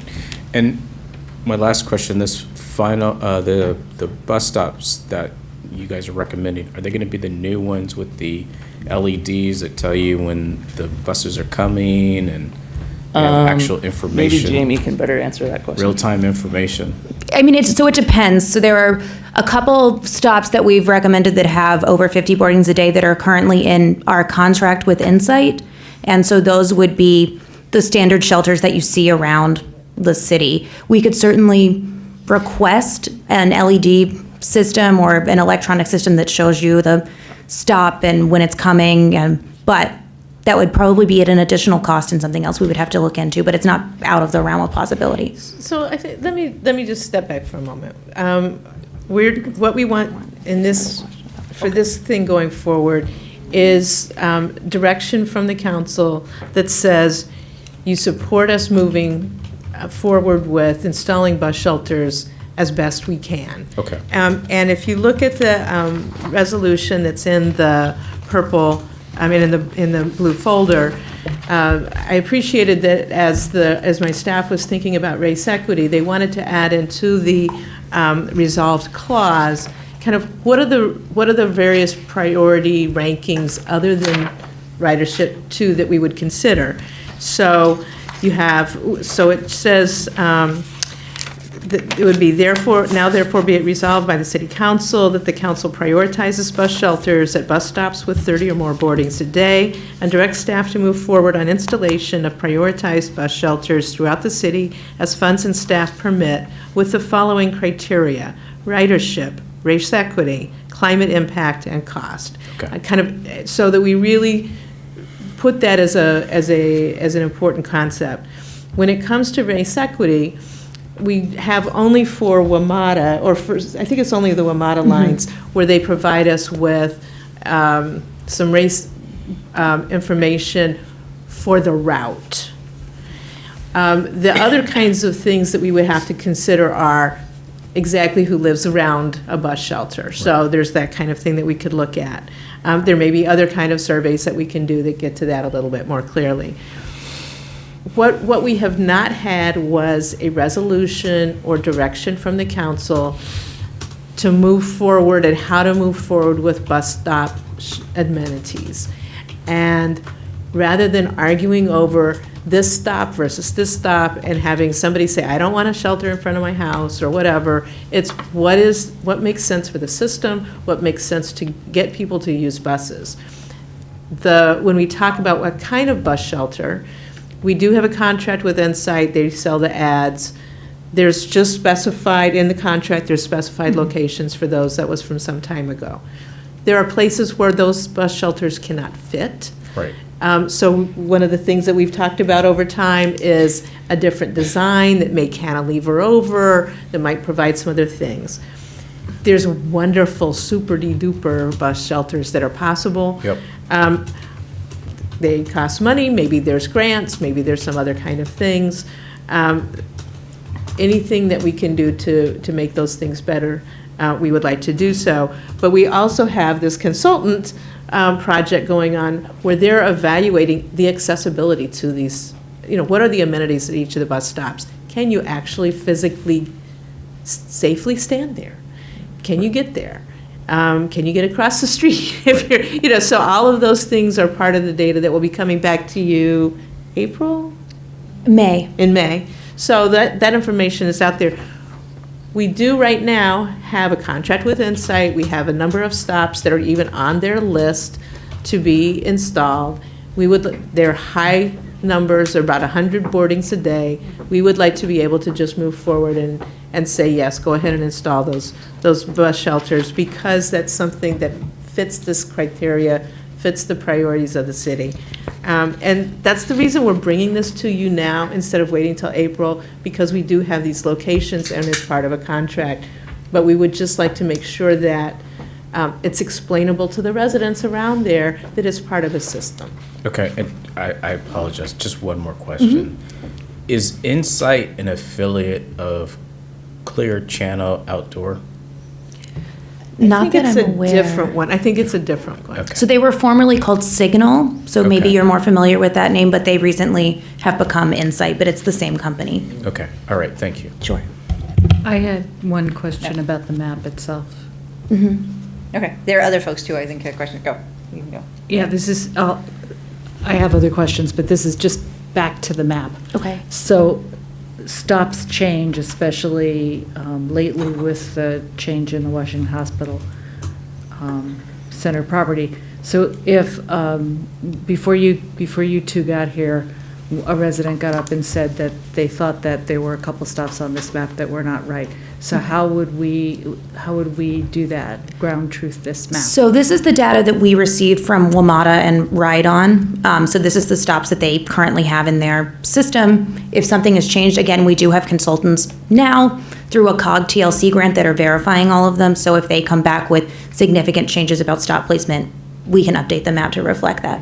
So they're evaluating every single bus stop. Our Okay, so consultants. someone is ground truthing this. Yeah, correct. Absolutely. And so That's we can correct. think of this as a draft map. Correct. Okay, thank you. The other thing I would like to mention is that it's not started yet, but Ride On is rethinking, is going to be restudying its routes through the city because of the hospital change and that kind of thing. So, we recognize that there may be changes in these locations, there may be changes as different things happen. Still need a shelter. Councilman Costick, did you have a question on that? I have a general question. Is there more, or are we I think okay there's to more do- of the presentation, is that No, correct? I think Okay. that's it. We're Oh, trying to is move that it it? along. Okay, now we're good. Go. Okay. I think this is awesome. Thank you for doing it. I mentioned it at the Transportation Planning Board's Access for All meeting the other day because we were talking about TLC grants, and there's some interest in possibly having you guys come speak after, not just on this part, but the larger accessibility study, and having you guys come speak to the committee sometime. I think it would be great to also add to the resolution, in terms of the criteria, to add safety as a consideration. That's great. Because I think looking at things like traffic volume, sidewalk width, those sorts of things might be useful just to make sure that if it's at a place where you most want to have people a little bit sheltered and away from the street, I think that would be good. Sure. Thank you. Great. Councilmember Cover? Thank you. Great job with the map. I think it's really interesting and helpful, and I would definitely favor moving forward on starting with the more heavily used ones. I do have a question, though, and this relates to what David Olson was talking about earlier, and if there's an induced demand. I don't know if there's an induced demand, but it does occur to me that, for example, senior citizens in particular might be less likely to use a stop if there wasn't a shelter. And so I have heard all the time from the people at Victory Tower, they have a stop right in front of Victory Tower, but not on the other side of the street, and I guess there used to be one there. And, these things go through cycles with that. But I think it would be interesting to, to look at that and to potentially, if being elderly or a senior is also something that should be looked at, whether in the resolution or just as part of this, because I could imagine, if I was taking a bus, I could stand there in the rain if I had to, but I can see how maybe someone who had trouble getting around, and maybe people who are disabled as well, would be an additional screen to look at. I would note that we have had issues about the design of the bus shelters in historic districts. Right, and I was actually going to say that when someone mentioned the super duper bus stops. That's an issue to think about. The other thing is, and maybe this is in the interactive piece of it, and I just didn't catch it, but of the ones that do already have shelters, which are the green, right? Correct. How many of them do we know are at 30, 40, or 50 or more? Or actually, there's some with shelters that just don't get much of a turnout. Yeah, so even on the ones that do have shelters, it tells you the average You have to click on each one, right? But so you have to click on each So one are there individually. some that are green that don't meet some of the thresholds? Likely there are, yes. Okay. So that gets to this induced demand question, again, that Mr. Olson asked about. So just the mere act of having a shelter, while it may or may not make sense at a given spot, doesn't on its own mean that you'll have a larger number of people necessarily boarding, right? Sure, and that's why we also want to prioritize stops that we know already have a high ridership and don't have amenities. Totally agree with that. Okay, thank you. Councilman Searcy. Awesome job. I'm super excited about this project, and I think this is an awesome use of data for the purpose of informing our policy. So kudos to you all for working on this. I think this is great. I also appreciate that you've actually picked up on a couple of spots where I've already have residents ask about shelters. Yes. One was taken out by a car. Dramatically taken out by a car. But it definitely, to me, seems like, at least for my area, that the places where we see the greatest need kind of jives with what we definitely see. One of the things that I do think we will likely need to talk about is how, as we're implementing these priorities, which I think the way in which you all have described the priorities work well for me. I appreciate Councilmember Kosick adding safety as a matter, and we might maybe think about vulnerable populations that live in the immediate vicinity of a stop or something as another criteria. But one of the things that will likely come up is whether or not there's additional ADA funding that would need to be spent in order to have the shelters in some of the more high-need areas.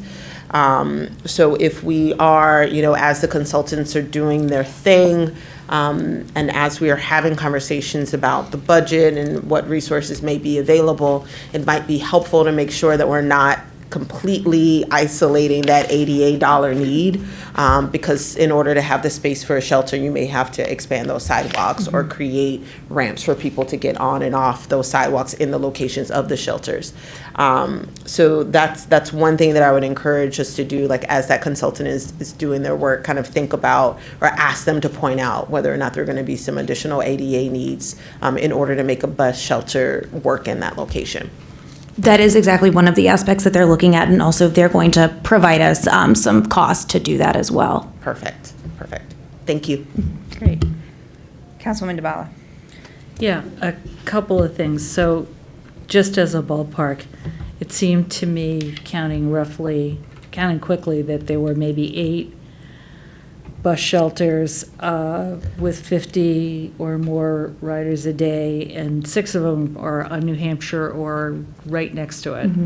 And then there's another 6 or so more that are either 30 or 40. So that gives me an idea of about how many we would need to do over time. And then I had specifically a question about Insight, and on the blue sheet it says their contract requires installing shelters in New Hampshire and East-West Highway on the east and westbound sides. I took from a conversation I had with Roz that was the two stops on East-West Highway at New Hampshire Avenue, not the other way around. That's correct, yes, they're on East-West Okay. Highway. Just clarifying. Okay, that's all. I think this is great. Thank you. Thanks. Councilmember Siemens. Thank you, Mayor. I would just ask that as we think about the bus shelter needs, and I agree with my colleagues, this is fantastic. I really like the approach. As we think about bus shelter needs, that we include the bus shelter that is on outside of Takoma Park on the, I guess it would be northwest side of Piney Branch Road, just north of Ritchie Avenue. That's a heavily used bus stop, and I think it should be included. Thank you. Yes, I think one of the big issues is what happens with those that aren't in the city, and how do we work to do that. Obviously, Flower Avenue is the same. People are on both sides of the street. You know, we've got that in a number of places. When you look on New Hampshire Avenue, south of East-West Highway, you know, there's not much on the other side of the street. And it's important to put that in the conversation now. I appreciate it very much. And you know, I think I'm glad we're moving forward. We do have to think of this, what's in the city first in terms of our funds, but we've always somehow been just a little bit bigger than that. Great. Thanks. I just have a couple of questions. I'm curious, on the WMATA data, do they only give averages and not ranges of ridership? They just give averages, yes. That's annoying, because it could be. Yeah, it's a little frustrating because the data comes in a bunch of different formats, like from WMATA versus Ride-On, and they have different stop IDs. So Alex and I did spend a lot of time making sure it was cohesive. Yeah, that's great. But an average, you know, you could have a pretty broad range on ridership. But all right. And that was my only question. I just want to say thank you. This is awesome, and on so many different levels. I think, as Roz probably knows, the bus shelters are the questions I ask, like, over the last 5 years. I think every couple of months I'm like, what's the deal with bus shelters and when can we get more?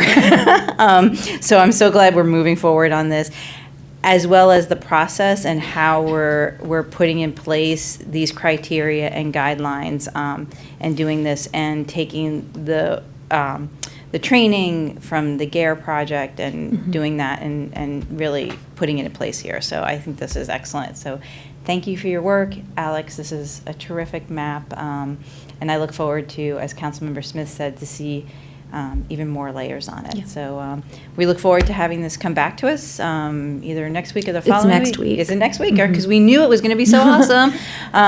We will take it up again next week. And so thank you very much. Thank you. Thanks. All right, the next thing I'm actually doing, I guess, is an update of review of committees. See if I can find my notes. So I guess over the last year, after our last priorities meeting, myself, Councilwoman DeBala, Ms. Grinsby, Ms. Braithwaite, and Ms. Matthias in Public Works. I just forgot Greg's last name, but Greg from Clark, thank you. I should have, from Recreation, Jesse Carpenter, and Suzanne Ludlow. All of us were met 4 times over the last year to take up a review of committees, the city committees. And so today, we just wanted to do a kind of quick overview to update the city council on what we've been doing to date, and to just kind of fill you in, to answer any questions on the work we've been doing. And as we proceed, and I'm stalling as we wait for the PowerPoint to come up. I will say that just as here we are. Okay, good. And I think I use this clipboard.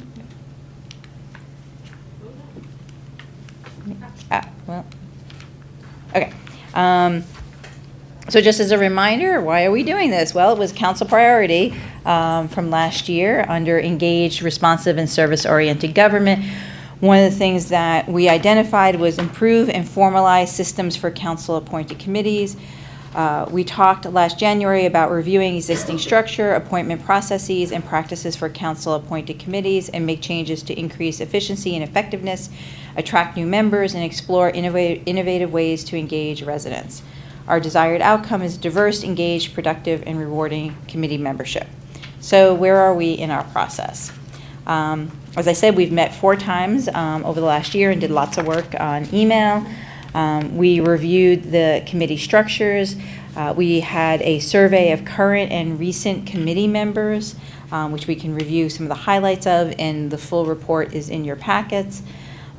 We looked at practices in other communities, and we started a discussion of ideas for further discussion and consideration.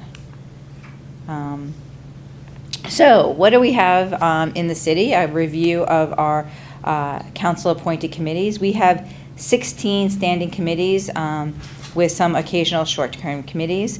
We have 143 members currently serving. There are 30 current vacancies on committees, or about 17%. Our largest committees are Recreation, Committee on the Environment, Arts and Humanities. Each of these committees can have up to 15 members. Our smallest committee is our Tree Commission with 5 members. Some of the survey results, and as I said, the full results are in your packet. Overall, what we found was pretty good results in terms of people saying, like in this first slide, the first chart, you can see I would recommend volunteering on my committee to others. Large majority saying agree or strongly agree. Our committee takes steps to identify needed skills and recruit new members. Again, strong agreement. I understand how the goals and purpose support the priorities and goals of the City Council. Pretty strong agreement. And our committee would benefit from having members who represent the diversity of the city. Again, people agree with that. But what we noticed is that our committees are not very diverse. And not reflective of our community. It's something that the council, we sort of thought it was probably this way, and that was one of the reasons we wanted to undertake this.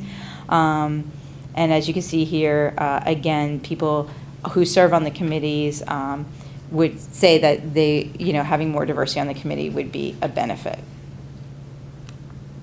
There are other results in the packet that you have. We just kind of wanted to highlight these results for you all this evening. And then some of the things for further discussion, these are broken down to 3 areas: the council role and oversight, recruitment and appointment and diversity, and committee operations. So when we think about council role and oversight, some of the things that the committee has thought about is periodic review of purpose and scope of work of the committees. Committees being adopted, we're not sure what that would actually mean, but some stronger connection between council members who serve as sort of liaisons to committees, and maybe report back to the full council on what committees do. Similarly, like how many of us who serve like on COG boards or other things kind of bring that back to the full council. Annual or biannual meetings between council and committee chairs. This was actually, we actually stole this from Councilman Kostick and added it here. But again, like having more regular interaction between the council and the committee chairs. We have a number of other ideas, but that's the overall gist of this, is thinking of ways of how oversight's probably not exactly the word, but it's more of a connection between the council and the committee. When we think about recruitment, appointments, and diversity, we really want to think of ideas of how we get more people, a diverse group of people to serve on our committees.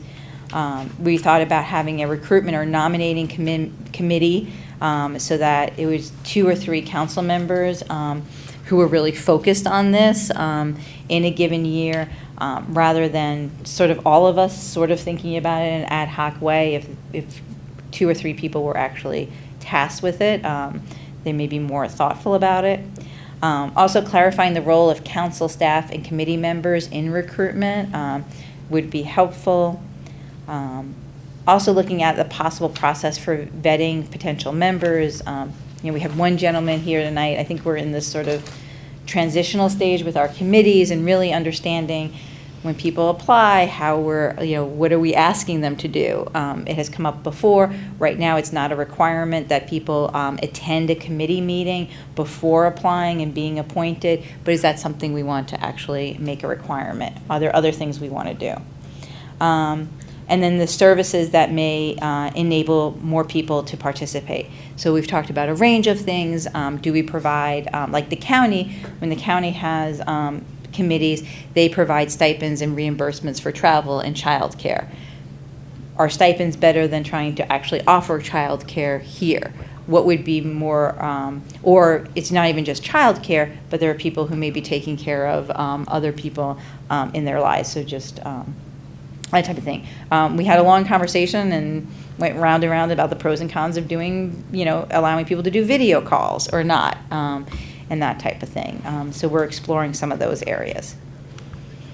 And then another area is committee operations. And we think these are things that actually, particularly talking to the city clerk, there are some things that we can actually start instituting right away. A more formal orientation for committee members, training for committee officers on everything from talking about more, Ms. Grinsby brought some examples from other places on ethics rules and making sure that we had clarity around those to, how to run a good meeting and put an agenda together and provide trainings like that. And then the other thing, which will probably be a bigger lift, is really having a more common structure for all of our standing committees. Right now, each of them have pretty much a different structure. The city clerk put together some information for us, some great Excel spreadsheets and other things. And when you look at number of members, whether or not members are term limited, when they get appointed, and all the other requirements, almost every committee is different from another. And so having more uniformity across the committees, one we think would be better for their functioning and how city staff can support them and how the council can actually interact with them. So that's just sort of a real big macro level overview. Because we've been working for a year and we're about to go into our council priority setting again, we wanted to come back and say, we didn't forget, we are doing the work. And so we're not quite there yet to provide recommendations. We want to continue working and explore these areas that we started talking about and really prepare recommendations to present to you and to back to the committee boards to review and then obviously set up time to have further discussion. So with that, I don't know, Councilwoman DeBala, if you want to say a few words. I just wanted to add that it's been a great experience to work on a committee that cuts across so many different lines, and I've really enjoyed that. And the other thing I thought was just so interesting is the response from existing, current, and former committee members. The response rate on the survey was pretty good. So to the degree there is unease out there, I think it came out. And most folks seem to be mostly happy, and then the couple of places that where attention is needed, they kind of jumped out. So that's I'm looking forward to continuing on this. That's all I had to say. Thank you. Mm-hmm. Councilmember Kovar. Just two quick questions. The one thing that really jumped out at me that would be great to find ways of improving is the connection with us, because that varies a lot from committee to committee, but a lot of times that's based on who happens to know people. There's nothing wrong per se with that, but trying to institutionalize that. And the only other thing I was wondering, in terms of the recruitment, where obviously we don't have diversity, one of the things I've always heard about participation and engagement at the municipal level is that home ownership is a big predictor for that, maybe partly because people are paying taxes and partly just because they might feel more established. Now, we have many long-term renters in the city, so I'm not sure that applies, but I do think home ownership tends to be racially aligned here. So is what's happening that homeowners are participating as opposed to white people are participating, even though it produces the same result. And therefore, I wonder whether, a concerted effort on multifamily centers could be one way of trying to address it, as opposed to just sort of saying, let's do more diversity. And I could be completely wrong about that. It's just something that occurred to me in looking at the materials. So. There, I don't have it in front of me, but I know there's a couple of demographic questions. Oh, yeah, like in the full 84% packet. of our committee members who responded are homeowners. Right, Yeah. but that doesn't necessarily mean that they're all white. No, it doesn't. But it is. And it's 80% white. It is homeowner bias, for sure. And that's something that was really interesting to have confirmed. It's also, I mean, one of the other things is just a bias on age, that it's older people. And so that tends a little bit more towards homeownership as well. Yeah, and if you have time to do it, when your kids aren't small, that's the thing. But on something like parking management task force, for example, it's a short-term one, but we really had a problem getting people who weren't homeowners. And when you think about, how some of those things work, that we might be missing some valuable input there. That's all. Yeah. No, and I think that goes to the questions we also talked about, in addition maybe to reimbursement, but is there just a stipend to give for people's time that they're serving on a committee? Also looking at, right now, I believe most of our committees are meeting in the evenings from like 7 to 9 or whatever. That's not convenient for everyone. And so are there ways of thinking about different times? And again, the idea of being able to be on video versus in person. So, yeah, those are all good. Councilwoman Costick. Thank you so much for your work on this. And I think the recommendations in general here seem like really good things for us to be exploring. I have a couple of things that just sort of popped into my head as I was listening to it. I just wanted to toss out. One was, I wondered whether it was possible to look at membership on the short-term task force kind of committees versus the longer-term ones. I don't know if the way that we collected the data would allow us to do that, but it might be interesting to see if there's any difference between those two, because it might be that younger people or people of color or renters or something are more likely to participate in the short-term ones versus the long-term. Yeah, that'd be interesting to look at. Another just observation is, one of the things I struggle with is when we get an application for a committee, it's a good application, but it doesn't necessarily fulfill our diversity and representation goals.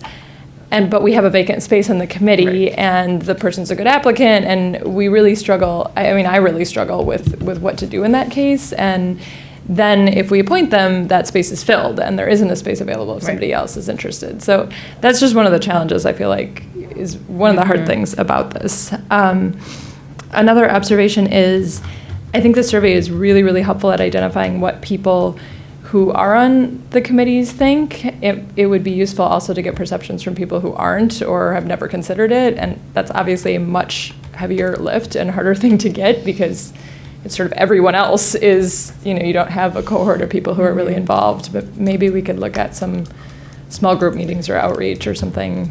It can also be a general resident survey kind of question. Absolutely. And then finally, I just wanted to note kind of that I think the culture of the committees too plays a big part.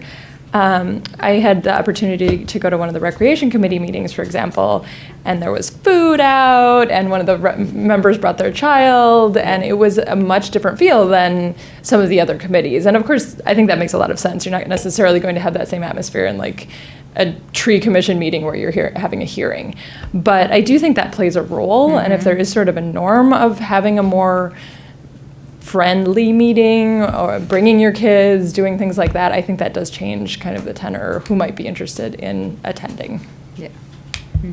And I do think, actually, that makes me think we did discuss in our last meeting, there are certain things that we, as I said before, can do right now. Want to make sure people who do serve on the committees now or who are thinking about serving on the committees now, if they need those things, to talk to us about. So childcare is one of those things that if someone is serving on a committee now or is thinking about it, but thinking, I can't do that, we do work with people, and we figure out how, either, having rec staff who is here, or depending on the committee, sometimes children sit in the committee, do other things. So that's one thing. Materials and how people need to get materials, whether or not they're larger print or in other ways, we can already, in different languages, do those things. So we want to also get the information out, just in case people are thinking these are barriers to not applying now to a committee, or they're struggling, and not, we can address them. In that vein, I wonder whether, Lyft vouchers or Uber vouchers or something, because people might say, well, I don't mind going, but I don't want to go home at 9:30. Right. How are they going to get home? The other thing that occurred to me was, one of the stats in there showed, I think 50% of the participants have master's degrees. I can't believe I was ever even allowed on one of those things, since I don't. But maybe there should be, a slot or two on each committee, explicitly for somebody who's a community member who may not have expertise, because I don't know, are we missing something? The common touch from the people, as opposed to all these people with advanced degrees. That just also jumped out at me. I mean, that's an incredible statistic. Half the people have master's degrees or more. Yeah, I think one of the things that I noticed in the data as well about recruitment is a lot of people said that they found out about the committees through our newsletters, or through maybe someone on the council suggesting they join, or through other members of committees. And I hate to say it, but like begets, like attracts like, right? So if the main idea is one of the main tools that is used to actually recruit people for these committees are people who are somehow connected to us, our neighbors. Are we necessarily going into different apartment buildings and the like to try to recruit folks? No, it's folks your network. Or the network of the committee members, or it's those who actually get access to the newsletter to read it. And I'm assuming everyone gets it, but I think there's like 3 houses that do not. Everybody else, it comes in their mailbox. Yeah. So, and including apartment. Exactly. Yeah. So, but they have to then open it, read it, find it, digest it, go online, sign up. So it may mean, perhaps trying to think of like other ways, maybe through building like partnerships with, or working with, I'm looking at you, Grace. Working with housing. So like when we're going to like different neighborhood association meetings and the like, tenant association meetings, that we are kind of prepared with a cheat sheet of, hey, we have space on these committees. Would you be interested in signing up? And that might be a way to kind of help us with getting more interest, in addition to things like helping with transportation and childcare and compensating folks for their time. Just to follow up real quickly, I think one of the reasons that the idea of kind of adopting committees comes into play is that different committees are different. So the tree commission is different than the rec committee or whatever. But having somebody who's thinking about who's missing from a committee, what other strength would be a good thing to have on the committee, is then helpful to share with others, and you could share with your colleagues. We're really looking for somebody to fill this niche, and that's something that doesn't, as opposed to just, why don't you get on a committee? Helping people think about the differences among the committees and those different kind of environments of the committees, but also targeting some outreach to a particular strength. Councilmember Smith. I'll just say I have, attempted to recruit people for these committees since I've been on the council, primarily residents in apartment buildings. They do not feel a connection to the city. They do not think there's any value to leaving their family, their kids, their husband, their wife, whatever, to come down to City Hall and spend a couple hours they don't understand a lot of times how the committee works. So what is this thing, you know, especially if you're from a different country, you're not used to committees, right? And they believe that because they elected me, I'm the one that's supposed to tell them everything that happens, that they should not have to go any further in their participation with the city. So just providing stipends or childcare is not going to be enough. People need to understand that there is something that is going to make their lives better, their children's lives better, by participating in these committees. Because if that doesn't happen, they're not going to do it.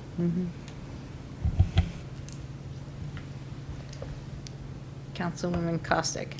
I just have a quick follow-up to that. I think that's an excellent point. It made me think also about the fact that I don't think really our committees are out there that much publicly. I mean, I don't think people really hear about most of them on a regular basis. Maybe there's just some opportunity to get the word out more or report out. I mean, the Youth Council is doing a great job coming to our meetings and doing that, but I wonder if there's other ways for other committees too.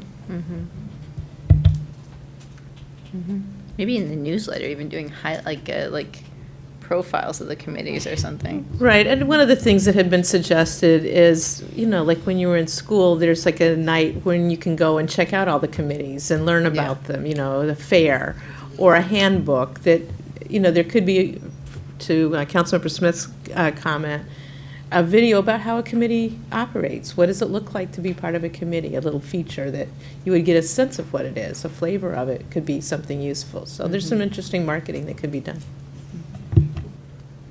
Did we talk also about food and child sitting? Yes. Okay. Right. I just want to say too, though, I mean, to Councilmember Smith's point, but also the broader point, if you look at the list of committees, I mean, come on, what is really attractive about some of this? Come on, I mean, you have, well, you know, what's enticing about wanting to, maybe we have the wrong committees. I mean, if the purpose of committees is to get people engaged in the city, I don't know, the Facade Advisory Board is not going to do it for people. It's just not. Well, what's so funny about, I'm so sorry, about the facade improvement is I actually had residents who were interested in the facade improvement because they thought we were actually talking about trying to improve the facade of the various commercial districts, including the Crossroads. And then they joined and it's like, we're not even talking about my neck of the woods. Like, I'm spending a lot of time and it's not necessarily impacting my area per se. And I think you make an excellent point. And thinking back about work that I've done and trying to get people involved and come out and do something, and even just come to a council meeting. So many times I would go and say, we're doing this tonight, and nobody would come. Okay, but what I did one night was ask people what was important to them.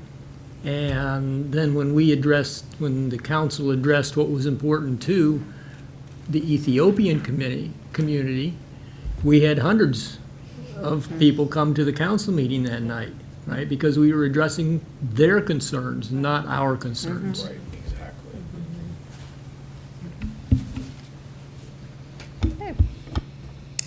Well, I think that's a good note to end on, and it's not yet 11 o'clock. Go, quick. Give your update so we get out of here before 11. Okay. So my average stays. Could I have your attention, please? Mr. Kovar, are you with us? Okay, thank you. Next week, we're going to be talking about committee appointments, and we have 3 people who have applied for committees.